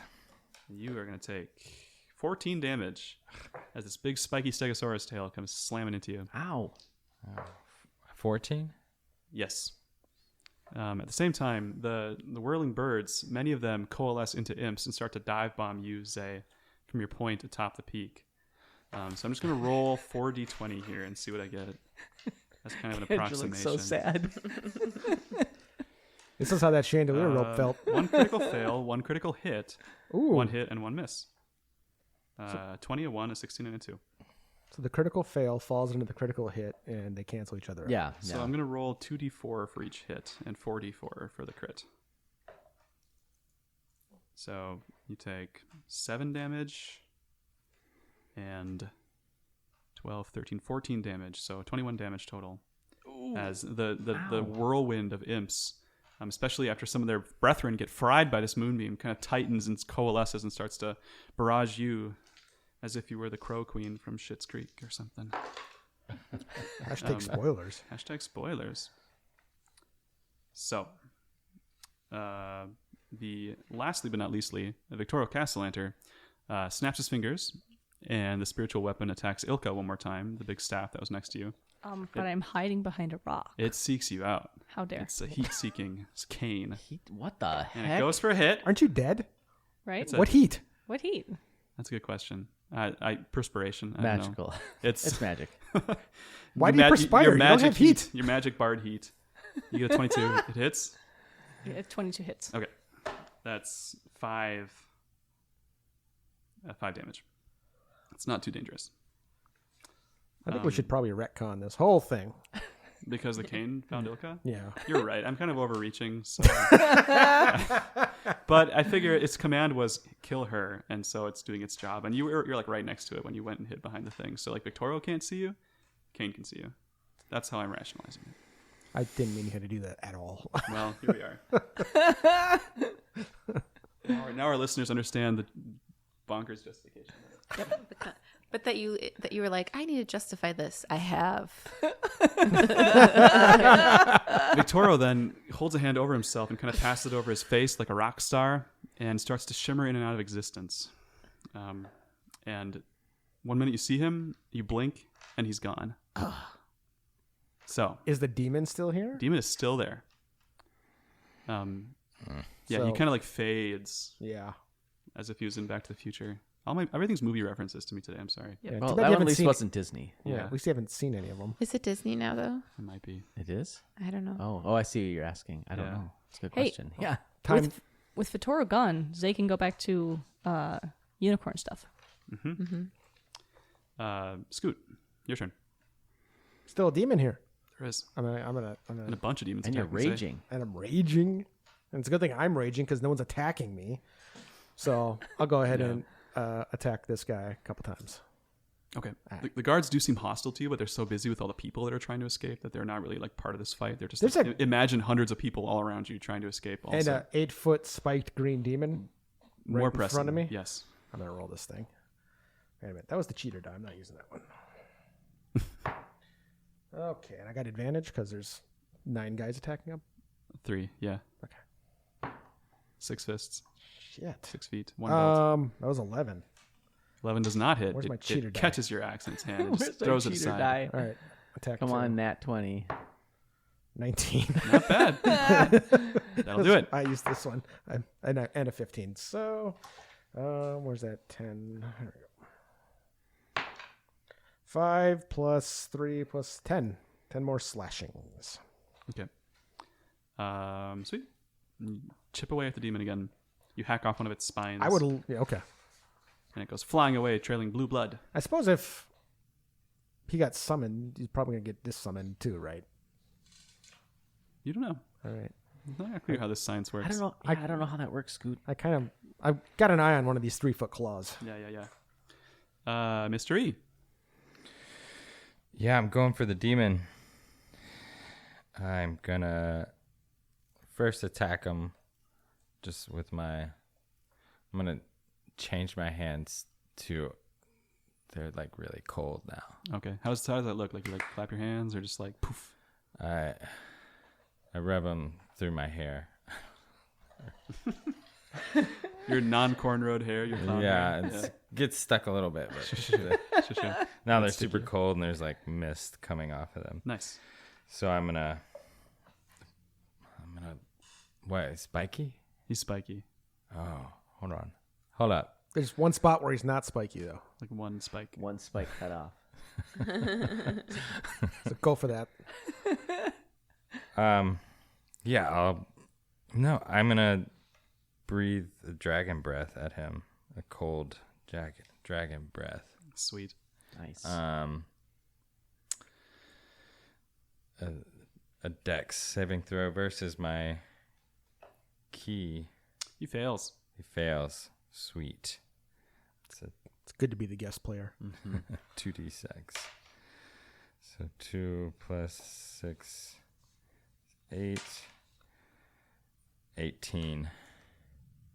Damage. Nice. 18 cold. So a cold fire washes over him as you kind of dance around and get it right between Lark and Scoot. Well, I get one more attack. Yeah. So I do that, and I imagine he's looking for his sweater. Does cold damage do extra damage to an infernal creature? Like, how does that have any extra? I'm testing impact? out my different things right now to No, it's see actually if one resistant to cold lands. damage. What's that? It's actually resistant to cold damage. What the? How Demons does that are make tough, man. sense? Like- Cold damage, too sharp hot. things. What can kill this guy? Devils are the cold demons. They're the ones that live in the cold world. These are the okay. I got it. Yeah. So, I know. I was thinking they were like fiery. It's kind of unclear. I don't want to give away too much. That's fine. Yeah. Too late. So I think a 17 is my next roll. That also hits. Okay, sweet. And this is just me punching in that non-spiked part. Yeah. It's weak there. Good. And then plus my proficiency. Plus dex, so plus 3, right? So 4. Yeah, you don't add proficiency to the damage. Okay. So 4. All right. And you clock him another new one. Punch. As the cold fire washes over him, and he kind of seems caught in it for a moment as if struck by lightning, And and then starts to kind of weather. He gets more used to the cold again. in like a poorly programmed game, a spike falls off on a spot that he didn't hit. Yeah. It kind of flickers a few times and then disappears. Yeah. Zay, it's your turn. What time in the can I tell like what time in the evening it feels like? It's maybe like 11 p.m. at this point. Okay. I fall onto my back, looking up at the demons that are attacking me, and I move my moonbeam 1 foot above my body laying on the ground. Like horizontal, you turn it 90 degrees, so it's like beaming sideways. No, it's still beaming up. It's just Okay. not on the ground. It's 1 foot above me laying flat on the ground. Okay, so it like ends right at your face, kind of. Yes. Just like fries everything above you. Yeah, I don't. Oh, I was going to start with, am I immune to moonbeam? I would assume since you're casting it, I'll look it up. It Does sounds really Moonbeam- fucking cool, so I like. I'm inclined to say yes. I've been imagining this wrong the whole time. Moonbeam emanates from you, or It doesn't. I just Oh. don't. I want to move moonbeam to where I am to get all of the flying demons. I don't want to get fried with a ghostly flame so if the I'm light- not you can immune. Control where the light ends. You can move it. It's 60 40 feet up. Oh, interesting. So You're starting at 41 feet up. that way, I don't know. Am I? Can Fantasy optics. It's a 40-foot high cylinder. So if I start it just not on the ground. That makes sense. It's got a height, so if you just move it to right above. That's what I'm picturing. Like I lay flat and look up at all those stupid It's been like your main demons. spell also, so like I feel like you have pretty tight control over it at this point. So But like, so if I'm immune to it, I could just cast it over myself. you're not, so you can I'm spend not. it right above you. Yeah, that's what I want to do. It's like right above my nose. And I just want to watch them all like get bugs out. Yeah, the air is like electric above you, and you can't see what's going on. You just hear like just kind of like around you, like it starts to rain imps in your line of sight. Say's Excellent. XP is like Yeah. it's like a Ding, ding, ding, ding, ding. I just picture Zay spending the rest of this campaign walking around with like a 2d10 area of effect by her at all times. Totally. I go into the do you want to end. just stay put then? Just like do your beam, no movement. Yeah, guess you no, fell I'm not backwards, going to so, yeah. move. Yeah. Well, That's I just- moved by, I just laid flat. Yeah. Yeah, Are you now disguised with the corpses of a dozen imps? they would fall around her because the beam would keep anything from landing on her. Okay, Yeah. So you'd be clear. Sure. Okay. just wondered. There's just a ring all around this If we're treating particular it column like of a- rock. Like a bzz. It absolutely is. Yeah. Ilka, it's your turn. That was absolutely amazing. I'm very impressed. So, how's everyone for health? Anyone in dire straits? I'm great. E's taking some damage, I think. I'm still at 32. Okay, I'm Yeah. doing okay. I'm at 18. I'm going to take this time, cure some of my own wounds. For 10. So I'm back to 28. Nice. I feel like I'm kind of far away from the action. And did Vitoro leave, or is he invisible? Do we know? You don't know. He just disappeared. Disappeared. The spiritual weapon is still next to you also. Oh. I think he. Plus the demon who he conjured or summoned. I feel like the demon is summoned into existence. That the spiritual weapon is still here indicates he's probably not that far away. Right. Okay, I'm gonna cure wounds and move to Zay. And that's my turn. Like climb up the pillar or just like hang out by the ring of dead imps around Zay? Sure, I'd like to be as close to Zay as I can be. Okay, so you kind of wedge yourself up and roll onto the platform next to Zay, but with Yeah. the moonbeam above you. Yep. Okay. Lark, then it's your turn. I continue attacking the devil, I guess. Okay. Although, Seems to be working. let's see. I can't probably. I could movement wise head up to where Vitoro was, but that'd be an attack of opportunity with the devil. It would be, correct. All right, I'll just finish up here then, Okay. or I'll keep working here. So with my rapier again, and advantage, a 23, Definitely hits. 12 points of damage plus. Ooh, nice, 16, 24. 28 points of damage total. Total 28 points of Dang. damage. All right. And then I'm going to offhand attack again. Rapier pierces it like butter. Comes out the other side. 16. Hits. 10 points of damage. Very nice. You have the demon's full attention. Yeah, Lucky. it's you're killing this thing, and it doesn't want to die. It just got here. Hey, you can go back to the abyss or wherever if you don't want to die. Fair point, the demon says.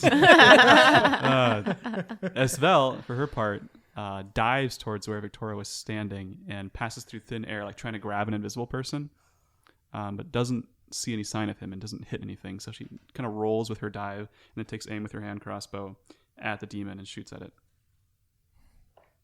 Here comes the kill snipe. She rolled a 24. So Nice. Rich She's get gonna steal richer. your kill. She guys does 10 damage to that demon. The 6. Nice shooting, on your Mom. crossbow. After I see all this damage, I scream, "Hey, demon! I bet you can't hit me." And then she kind of takes off towards Grim just to kind of get closer to him to make sure that he's safe and that any of their friends are safe. She's starting to kind of look around and play more of a cover role since Victoria seems to be gone. The demon is just going to lunge at Lark and like a spitting ball of death and try to kill you, Lark, as fast as it can. So 2 claws and a tail attack as it kind of spins towards you. So I might have. Let's see. Do I have any? I guess nothing really would. I'm pretty fast on my feet, but I don't think I have anything that would specifically prevent that. You don't have Uncanny Dodge yet? Is that level 5 or level 6? I have Uncanny Dodge. Okay. So when an attacker you can see hits you with an attack, you can use your reaction to have the attack's damage against you. Okay, it hits you with its claws and with its tail. 1 time with the claw and the tail. So the claw is going to do 5 damage. Tail is going to do 8 damage. So if you want to use that, you can have one of those damages. I would like to use that. Sure. I'm going to have the larger one. That makes sense. So 9 damage total. Thanks. Using your now more preternatural ability to dodge things, since you're starting to get the hang of not just charging in totally blindly, you duck under the tail swipe and only get some of the spikes raking along your back instead of like impaling you. Ouch! Yeah. It's very fast though. It's hard to dodge. The cane floats up to y'all and takes another swing at Ilka. It's got a mission. And it hits with a 20. So that is 9 damage. And it kind of enters the moonbeam though as it goes and starts to get kind of like fizzle out as like half of it kind of gets burned away, but it's still like jabbing at you with what's left of it. At that moment, Victoro appears again, standing on the edge of this, like where the podium was, a little bit away from Miss Vel, and holds out both hands, one hand holding his staff, and chants something in Infernal that none of you understand, and then kind of like points it right at the rock that Zay and Ilka are on. And from above the moonbeam that's coming down, a cylindrical beam of fire just torches downwards onto that rock where you two are laying. Make dexterity saving throws, both of you. As this flame strike comes down. Oh, no. 13. 12. His spell save DC is 15, so you're both going to take 8d6 damage. Oh, God! Of fire and radiant damage. God. So, Lyrian, are you on your way? did you like do like a summon with the like you have the wooden pendant now, but you don't know if anything's on its way yet. You just have that like Right, I still just have it. Yeah. But yeah, I was calling to her when. What did happen? Vittorio appeared. You started the Oh, summon. he did There the was enough eruption. that it cast the light, and that's Yeah. what drew his attention. Yep. Yeah. So 13 and 14, 27 damage comes down. Oh, send one of our healers over to that area. Oh, no. Then it dissipates, so it's not like a moonbeam where it just stays. So is that a concentration spell, Kendra? Yes. Then you'd have to roll for concentration to see if it goes Oh, away. I am past. I'm dead. Oh, you're unconscious. I'm unconscious. Okay. Yes. I am Zay, also unconscious. Fudge. All right, your two friends are unconscious. Everybody else? The tides have turned. Victoro, for his part, disappears again in a blink of an eye, Son of a bitch. standing where he was on the podium. Which takes us to Scoot. Sorry, Scoot. How far away are my friends here? These two? Yeah. Maybe 20, 25 feet? I would like to do a run and a jump to get over there. I'll eat the attack of opportunity. Okay. And it swings at you and misses with a 12. Yep. Yeah. Okay. So I just want to get to either one of them. Whichever one's closer. I guess Ilka would be technically. Ilka. I since go she to just kinda Ilka got there. and do I have any potions on me anymore? If you had him before, you would. Unless they were in I the bag of go holding. next, You had tails and I potions, can didn't you? heal. Oh yeah, there we go. That makes Oh sense. yeah, Zay is next to initiative. Yeah. So I think strategically. you're like, wow. Who have I not seen move in a real long time? And I come to the conclusion just as I land right next to Zay. Just like in a real fight. Yeah. Yeah. And I take out a potion of healing. One of Thales. Yeah. Okay. Which wasn't in the bag of holding. No. Okay. Yeah. Good. I put it in the prison You wallet. keep it where? Oh God. I keistered it. And Never mind. You can give it to Ilka. The guards in that prison just hated you guys. Like, how much do you have in there? Come on. Cough it up. cough, you say? Here we go. And then I open up the gullet and I pour it down Zay, and I start slapping her on the cheek a little bit too, trying to get her wake up. Tastes like mint and strawberries. And How much poop. does it heal? It's like a 1d4 plus 3. Is that the usual? It's 2d4 plus 2, I believe, for a normal healing potion. I see 6, so 8 total. I gasp and wake up, and I notice Ilka is unconscious next to me, and You're like both kind of charred. yeah, I fill her with a warm energy with the balm of the summer court. It's not my turn. It's Mr. East's turn. First, Mr. Egan. I wake up. Would I be able to hold action until I see Vittorio appear? Hold an action? Yes, you Yeah. could like move up there and like wait for him to show up again. Yeah, so maybe I do that. Good plan. But I could use a key to dash disengage. To Oh, sure. avoid So he doesn't get an attacked. Well, he already opportunity. used his attack actually. Oh, On Scoot, okay. So you're Then I'm good. not You gonna only use get one of that. those. I'm going to go up there and wait for him to appear. Nice. Good call. All right, then say it's your turn. Balm of the summer court. For 3d6. Nice. 13. I'm alive again. And you also bask in that moonlight for a second that Zay was seeing earlier. Like you wake up and you feel connected to it before you kind of come back to reality. Yeah. Oh, no, it's just 2d6. Sorry. 9. I'm alive again. I'm still alive again. Yay. I think very summary thoughts about being alive and very charitable thoughts towards my comrades. And murderous, awful thoughts towards Vittorio and his stupid stick. So that's a bonus action. Can I get a sit rep? What does it look like around me? What do I see? You and Ilka are sitting up, charred. Scoot's next to you with a potion. There's a bunch of dead imps all around you on this little spire of rock. About 25 feet ahead of you is this spined devil that's next to Lark. They're kind of squaring off with each other. E just dashed up towards the podium where you've seen Victorio flicker in and out of existence. Isvel and Grim are kind of taken off with some of the other nobles and townsfolk towards the walls. There are guards and people all around you, squirming, trying to get away. A big mass of humanity just trying to stay alive. Okay. And everyone's pretty safe. It's just that there's kind of pandemonium. Aside from where you guys are fighting, it's very much not safe. Okay. And is Lark too close to the spiny devil for me to cast Moonbeam? 5 feet? No, you could do it like on the devil's side. Okay. Yeah. Does the health potion bring me to 0, or does it bring me... It gives me... To I get it. 6 or whatever it was. Yeah, if you were Okay. at 0. Okay. That's what I'll rule for now. I don't know for sure. But, I cast Moonbeam on the spiny devil. all right. Makes a con save or dex. Con. God, I can't remember like from turn to turn.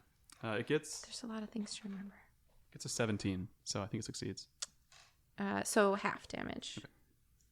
Are there flying devils above that one?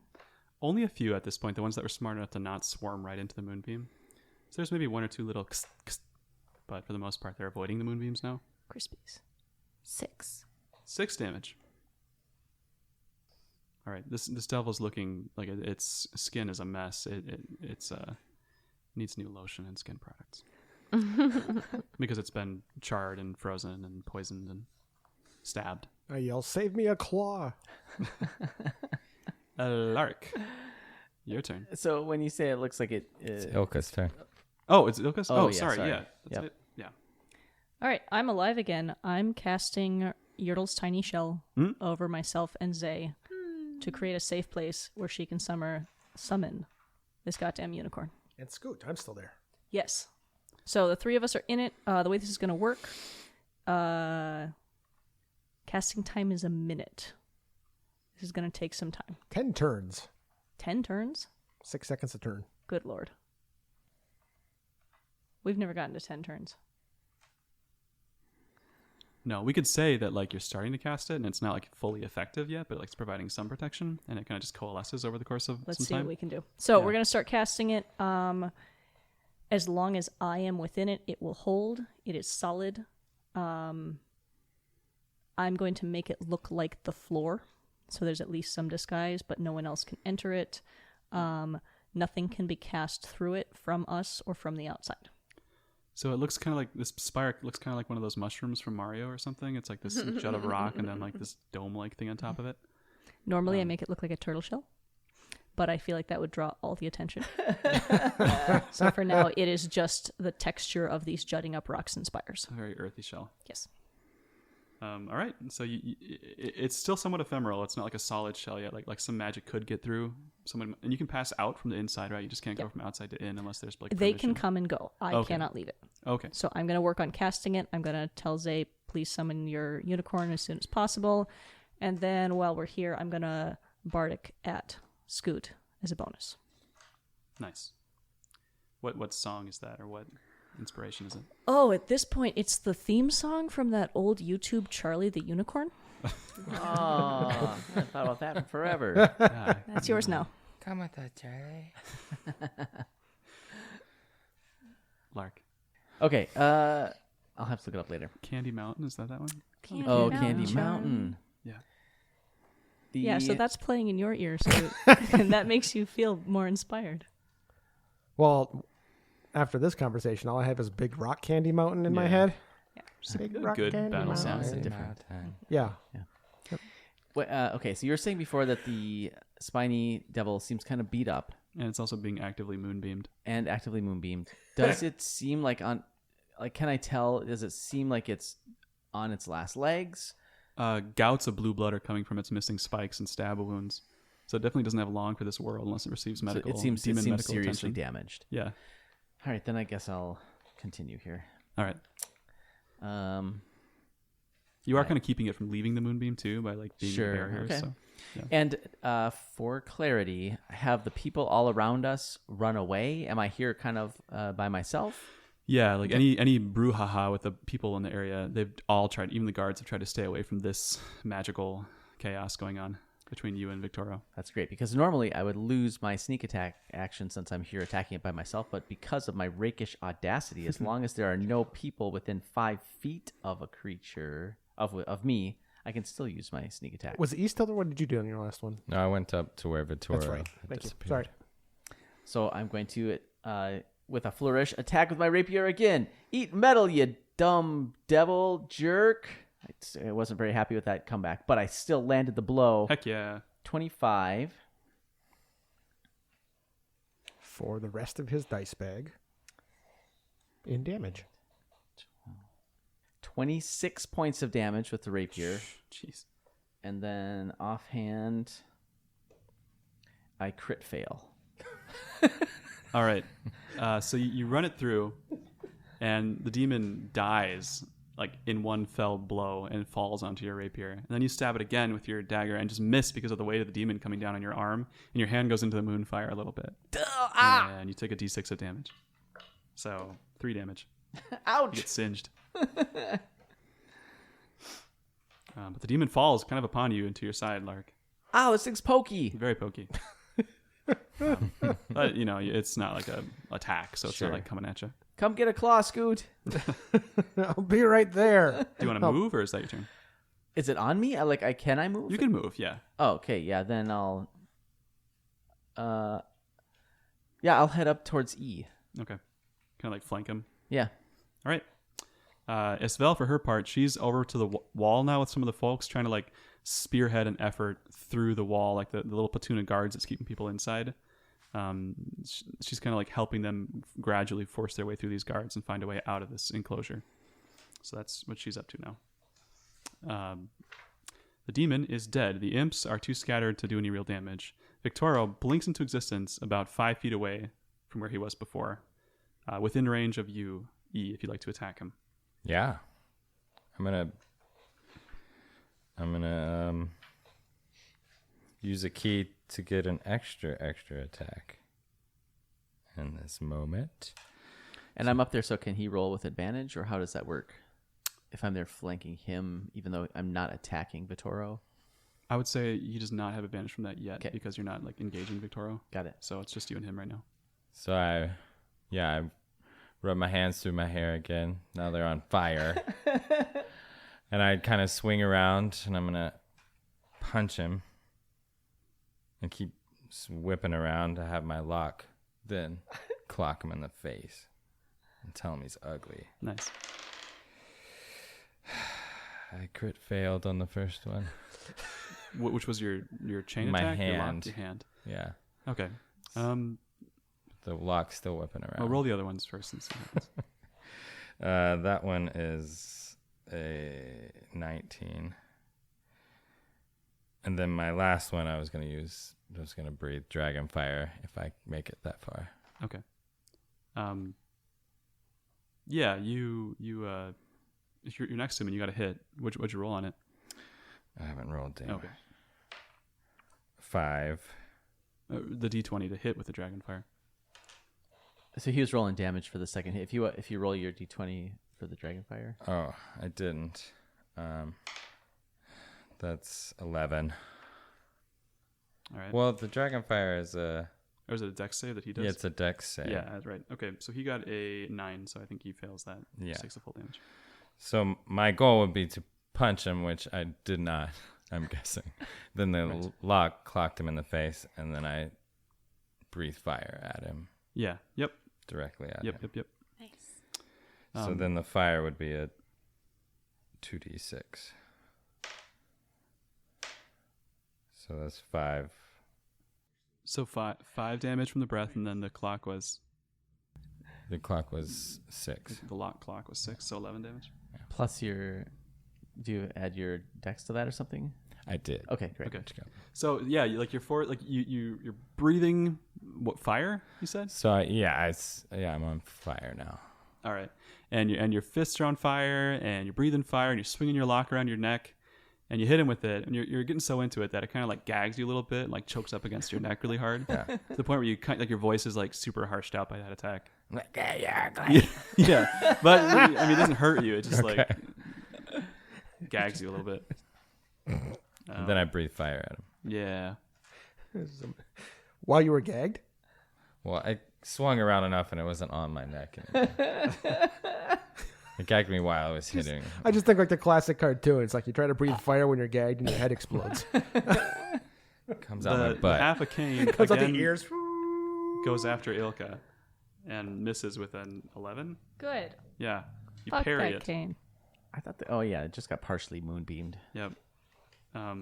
Victoro, for his part, holds out both hands and kind of like pushes them outwards, kind of like towards you and towards the opposite direction, E, and splits into 4 versions of himself. He casts a mirror image spell. All 4 versions of him seem to kind of move the same way, so it's not clear which one is the real Victoro anymore. And yeah, and that's it. He does not disappear this turn. There's just 4 of him. So that's it. He doesn't cast any big lethal spells or anything. So Scoot, what would you like to do? Okay. Can I get to him in one motion? Yeah. Okay. Yeah. Is there... If you're springing off that spire, it's kind of a straight leap. Yeah. So this was a party. Are there any liquids around anymore? Or did everything get shaken to the ground? It would be very hard to find like a cup of something. Gotcha. Yeah. All right. Unless you have some on yourself. No, I don't think I do. Up by the noble folks, there's still some tables with drinks, possibly poisoned. Too much work. Did I lose my magic net at one point? I believe I think it's in the bag. was It's in the bag. You tell me. Probably was. Probably was in the bag. Let's be honest. I'm surprised I'm wearing clothes right now. I guess I'm just gonna jump up there, and how far away are the images? They're all about 10 feet apart from each other. 10 feet apart from each other from a center point? Yep.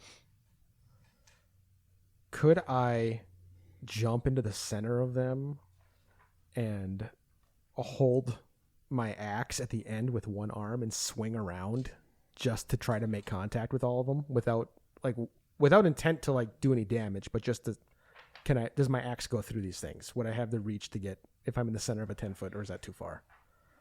I think it's probably too far with unless you're like a 10-foot long axe. You tell me. I don't think you do. Lil Dinky could do that, but the axe could not. All right. Well, I don't know what I have anymore because I kept so much stuff in that thing. I don't even know if I had a regular bag anymore, so I don't think I have rope or anything like that. I'm just gonna jump up there, pick one, and Okay, roll the attack. and attack it.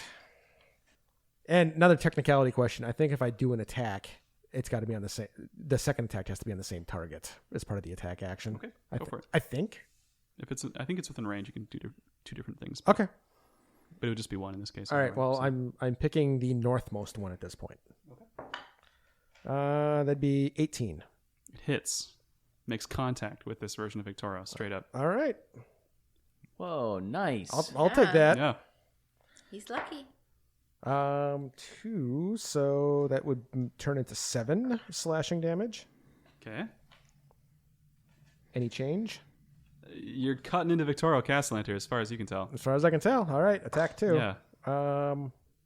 Any advantage or no? No. Okay, I'll use a lucky. To make that a 21. Okay. So, ooh. No, I can't use Bardic Inspiration on a damage roll, can I? Just like ability checks and. I think it's just ability. Yeah. Well, I'm not sure actually. Bardic Inspiration. It's not You can damage add rolls. it to an ability check, attack roll, or saving throw. No. So, so it'll be 6 more slashing damage. All right. And all 4 images go wheeling backwards as you hit one of them. So you're pretty sure you hit the right No one. fucking way. Well done. But they're also kind of like there's like blurring images between the 4 of them, so he might be moving. It's hard to say if this is the one still. I'm not paying attention. I'm looking to see if anyone saw. Hey guys. Yeah, he's pretty close. Nice. Did you see that? I saw it. I think it's that one. It's your turn, E. It's my turn. But I was looking at you, so I don't know. He possibly jumped into a different mirror image. So, because I was happy with myself, guys. For my first attack, Felt really good. I'm gonna do dragon breath again, but this is a 20-foot cone. Nice. So you could hit 3 of them. I could hit 3 and I'm gonna do the other 3 to avoid scoot. Sure. There you go. So that's a dex save. All right. Oh, 1. straight ice. He fails. He got a 4. Sweet. So I'm gonna hit those 3 with 7 damage. 2 of them poof out of existence, and one of them seems to be the real one. And so there's him and the one mirror image both like reel backwards as the fire hits him. So then I'm gonna attack that one that's left Okay. with my flaming hands. Yep. With more than 20. That'll do it. With another 7 damage. Okay. He's looking a little bit panicked now. He's suddenly surrounded, and his spells aren't working as well. He looks a bit scared. Good. Yeah, it does. Yeah. Takes us to Zay. I cast Balm of the Summer Court on myself as a bonus action for 9. Still feeling a little peaked. Mm-hmm. And then I start trying to meditate. I cross my legs and put my hands on my knees and close my eyes. I can dim the lights. I can control the atmosphere in here. It's warm and cozy. Yeah, it's like a hot That's box. some nice like music. floral Yeah, smell. Orinoco Nice. Flow Yeah. starts playing again. Again. You feel like driving around. Yeah, it's just nice. That's a reference to the post-show scene. That's good. It's gonna show. All right. and you feel a connection to something in the Feywild. You're pretty sure it's Lyrian, but Okay. like Lyrian's coming your way Okay, from I'm the dream holding world to the the real world. pendant. Yeah. Okay. At this point, all of you in your minds, you hear a ksh. Hey, guys. Guys. Can Mr. E hear him? Mr. E2, yeah. Oh, sweet. Yeah. What the hell is Terry, that? I'm meditating. You're supposed to say ksh. And over everybody else, I say, Terry, did you see what I did? I saw a lot of fire and light, a lot of moonbeams. That wasn't me. Never mind. Don't worry about it. He says, guys. Where are you, Terry? I'm coming. I brought the big guns. What? We're on the way. Which big guns are you bringing? And from the south, flying over the Castellanter Villa, these like two streaks of light are kind of illuminated by fireworks for a moment as this bronze dragon and gold dragon come flying over. Reel back towards the area and just start like scorching and crackling lightning comes out of Zelopharn's mouth. As they just like incinerate and torch most of the imps that are remaining in the sky. Just because I need to hear it again, I yell, "Hi, Zelopharn!" And then from above, you're like, he's like, let's go, let's go.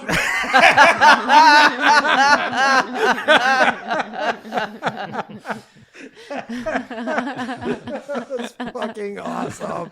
Good Foley work, Matthias. Thanks. And you hear Oranax flying by being like, I saw somebody breathing like a dragon up there. That was really cool. Is that you? That's me. Who are you? It's like, it's me, Oranax, from down hey. below. Oh, yes. Hey, and they kind of like land in the manor and start like just imposing themselves upon all the guards that are in the area. Victorio Castellanter immediately opens a portal and just like steps into the air in front of himself. So anybody near him can make attacks of opportunity if you want, but he's portaling out of here. If I I got a do as reaction, well. I'm grappling this son bitch. Can you do that as a reaction? As an attack It's a- opportunity? It's an attack. Grapple falls under attack. I've just never heard of a grapple on a attack of opportunity. So. That's why you should let me do it. I will say I'm not sure you can do a grapple. You can do an attack. But you can see that it seems like he's stepping into. You can see through this door he's stepping into towards the chamber down below the Growlhound or the Castellanter. Fine. I make an attack of opportunity on his knee with my axe. Okay. And Lark and E as well. You guys are all pretty Yes, close. I definitely am. Okay, roll it. And is disadvantage? I guess if you're all attacking him, yeah. I mean, you're flanking him like heck. So I only got 11. with advantage. Oh, no. 16. That'll do it. Sweet. I had a 26. That'll definitely do it. 24. Okay, roll all your damages. Go. Go. I just want to say I'm kicking him in the nuts. From behind, like the Yeah, he's the running heel away, kick. right? He's Yeah. old. He's a low hanger. I'm going to like keep my foot up there to try to keep him from moving any faster. Damn, fucking what again? And do can I use a? I don't. Do I get a sneak attack on this? I think you get it once per turn. So if you've already done a sneak attack this turn, then you don't. I got 9. Since we're at, I guess it's kind of It's unclear. the new turn. Add it. Heck, yeah. Yeah. I don't think you're gonna need it because I got 6. It's a new turn. Oh, jeez. 6 damage. Yeah. Okay. I got 9 damage. 15. I'm gonna say 19. 19. Yeah, so with your combined attacks, it's like stab, slash, and then he's like the orc in Helm's Deep, like pushing his way through to the door, and then the caboose kick from E just like lifts him off his feet and like launches him sprawling forwards through the portal, unconscious, like blood streaming from his nose and other wounds. And he kind of crumples into this temple chamber as the door closes zoop, behind you. He seems like he was unconscious.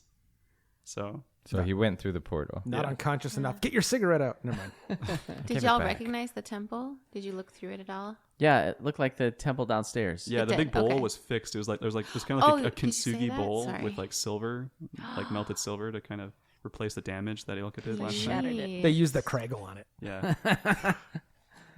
So that's what you see through there.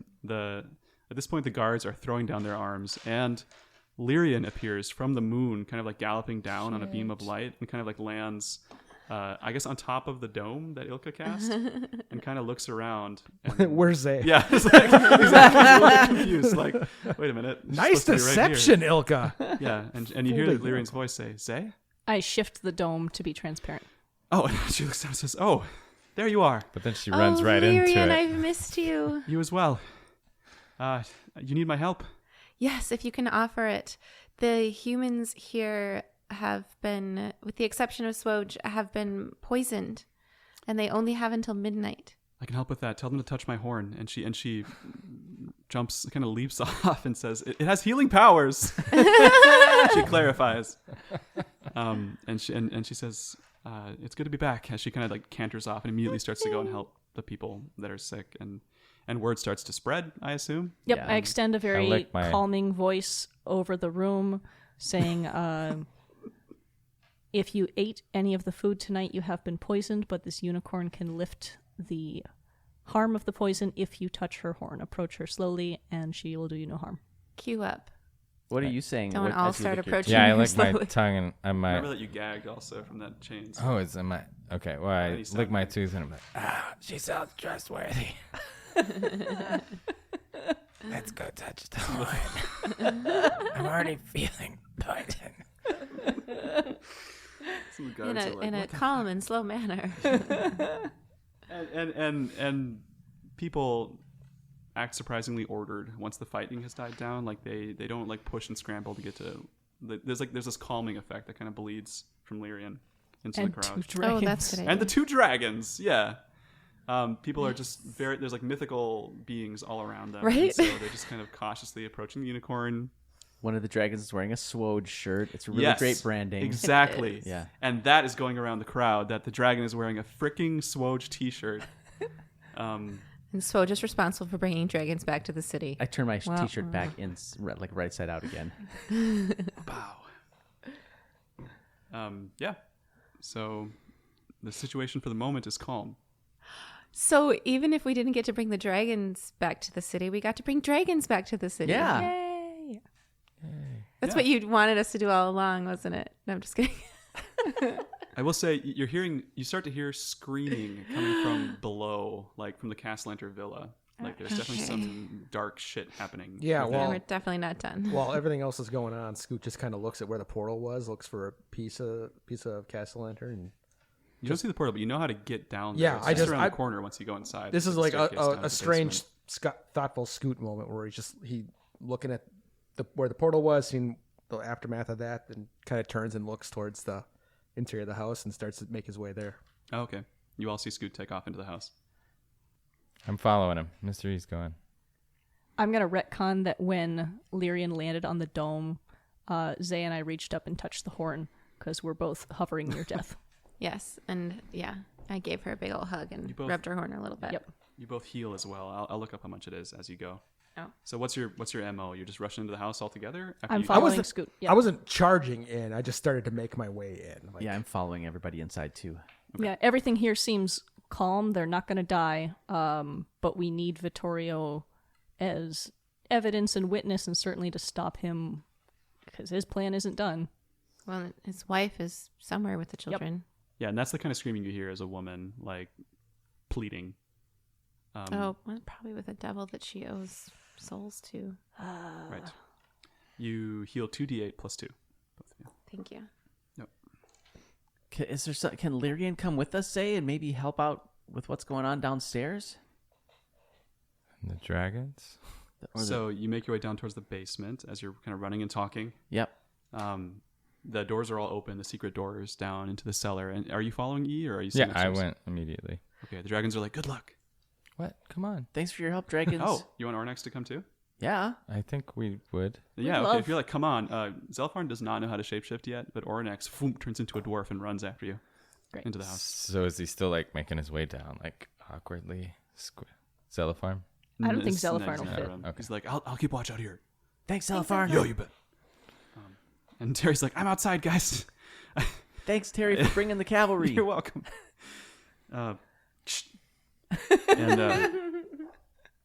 And in the temple of Asmodeus below the Castle Enter Villa, as you all kind of pile in, there are no demons that you see. It's just the unconscious body of Victoro sprawled in front of that altar bowl within. But Amalia Castle Enter is there with her two kids, Terenzio and Alzarina. with this big bowl of fire filled with golden coins ahead of her. And she's pleading to a figure that you can see kind of above the bowl, hovering in midair. Looks like a well-dressed human-ish person with kind of tinted red skin. And she's saying, please, take us. Take the gold. Take anything we have. And the figure seems to be kind of scrutinizing her and not responding or reacting at all. And she's like screaming at the top of her lungs, like, please, we can't give you the souls, but we have the gold. Take this. That's what's going down, and there seems to be no resolution as you're all rushing in. So how would you like to react to this? Is the well-dressed human an image or are they corporeal? It's semi-corporeal. It's not really clear. It's like fiery and kind of wispy. It matches the one that was on the big painting. As you come down to this place, it looks like their depiction of Asmodeus would be, the Lord of Nessus himself. Yo, that's the devil. Mm-hmm. It's a bad time. Mm-hmm. So, what do y'all do? Say, can Lyrian help at all with this?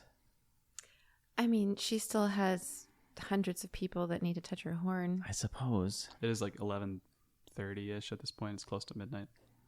I can reach out. I'll reach out to her, and so I'll touch the pendant and say, "Have you?" I have my eyes closed. Have you been able to help all of the humans? You hear a ragged like, "No, there's many to help." Okay. And the tears are like slowly winking out. Like 3 of them are gone at this point. Okay. But ahead of you, this devilish figure addresses the 5 of you as you rush in and says, "The silver waves of justice, here in my court. It's nice to meet you." Wish Hey, we could say Dark the Lord. same. And you. I'm not really in their club. We just have to get him a T-shirt. Huh. It's Very just- well. It's pending a vote. Depending on what you're going to say next. Do you know his sensei? He says, "Have you come to discuss the terms of these one's contract?" Well, we were hoping to save the little kids, because they're pretty sweet. He says, "They may be sweet, but their souls are forfeit. A deal is a deal." I know, because they have the shittiest parents ever. Yeah, Amalia's just overcome. She's not even listening at this point. She's just holding her kids. So we're not going to obviously let you get your 300 or 100 or however many other souls minus 1, 2, or 3 that you wanted for this deal. Is there any other way that the kids can be saved? He says, I was hoping you would ask that because I have another contract written up here. Should you be willing to accept it? And he looks at Zay when he says that. Does it make the other contract void? It would seal that contract. Close it off. Equal. What's done is done. Go on. The deal is thus.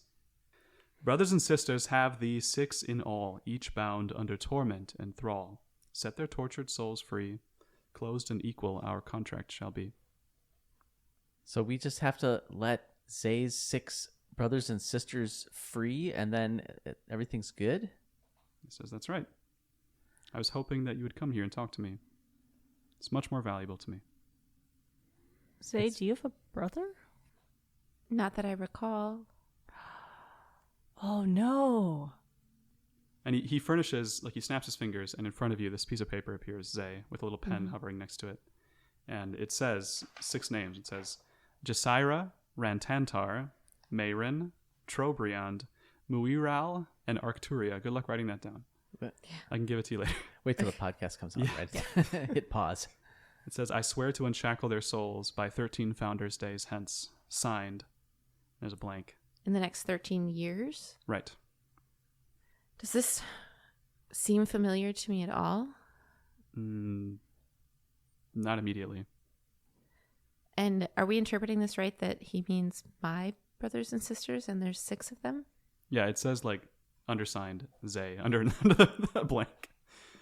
So it's not the Lord of...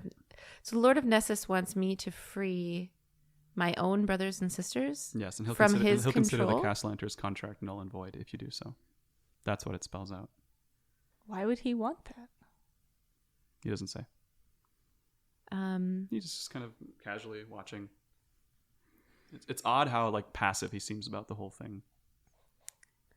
Okay, I look down at the children. They both look terrified, I look holding on to their mom. out at my companions. I mean, you're agreeing to do a massive thing out of pure altruism to benefit this family who has done nothing but evil stuff. Well, to benefit the little kids. To benefit the Benefit little the kids. children. But I need to know, we need to know, does Amalia understand the gravity of what you're about to sign over? Because all I've gotten from them is sass and trying to kill us. If you decide to do it, say, I'll help you. All right. Does Amalia say anything? What happens if I don't do it in the 13 years? Is that part of the contract? Then your soul is mine forever. But you're going to help me, Lark? Yeah. All right. I mean, that's like 140 episodes. 13 years. I was gonna say. Wait, can one of them be his sensei? I reach up and I sign the contract. And as I sign it, if that's okay with you, I sign Zareen Rumblestride. Oh yeah, absolutely. And I remember that that's my name. Whoa, Zareen Rumblestride? Mm-hmm. Oh my goodness. And as the last stroke of the E is written on the pen, whoosh, it goes up in flame, and poof, this big pillar of fire shoots out of the altar. Gold goes flying everywhere. And after about 10 seconds, you just kind of hear this like soft. I feel nervous now. I'm going to be nervous for 13 years. Twin Portals is produced and edited by Scott Hebert. The adventure is created by our Dungeon Master Matthias Valero, and the rest of the Silver Waves of Justice are played by Kenda Carlson, Beth Brophy, and Justin Peck, with guest adventurer Robert Lee. Scott Hebert is a fiscal year 2021 recipient of a Creative Support for Individuals grant from the Minnesota State Arts Board. This activity is made possible by the voters of Minnesota through a grant from the Minnesota State Arts Board, thanks to a legislative appropriation from the Arts and Cultural Heritage Fund. Previous support was made possible by the Arrowhead Regional Arts Council, and my sincerest thanks to those two boards for their support. Thank you to Leeland Campana for use of his song Avernum as our theme song. Thank you to the Renegade Theater Company, Tiacha Zacconi, and Mary Fox for their support. And once again, thank you all so much for listening to Twin Portals.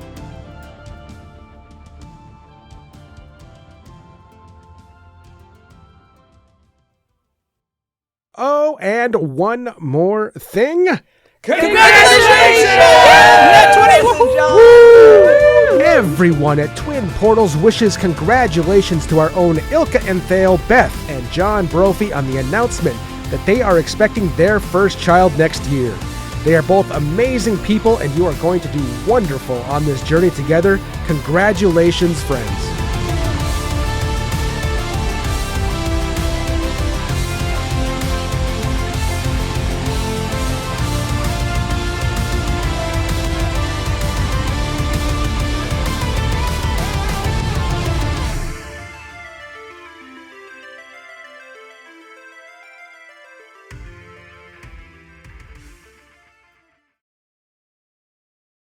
Go see Pamela. It'll be closed by then. Actually, I was going to do something like that too, but thanks for knowing how long it takes me to edit. Especially given how long this episode's going to be. Yeah. I took Go a week see off so I Matilda. can edit this thing.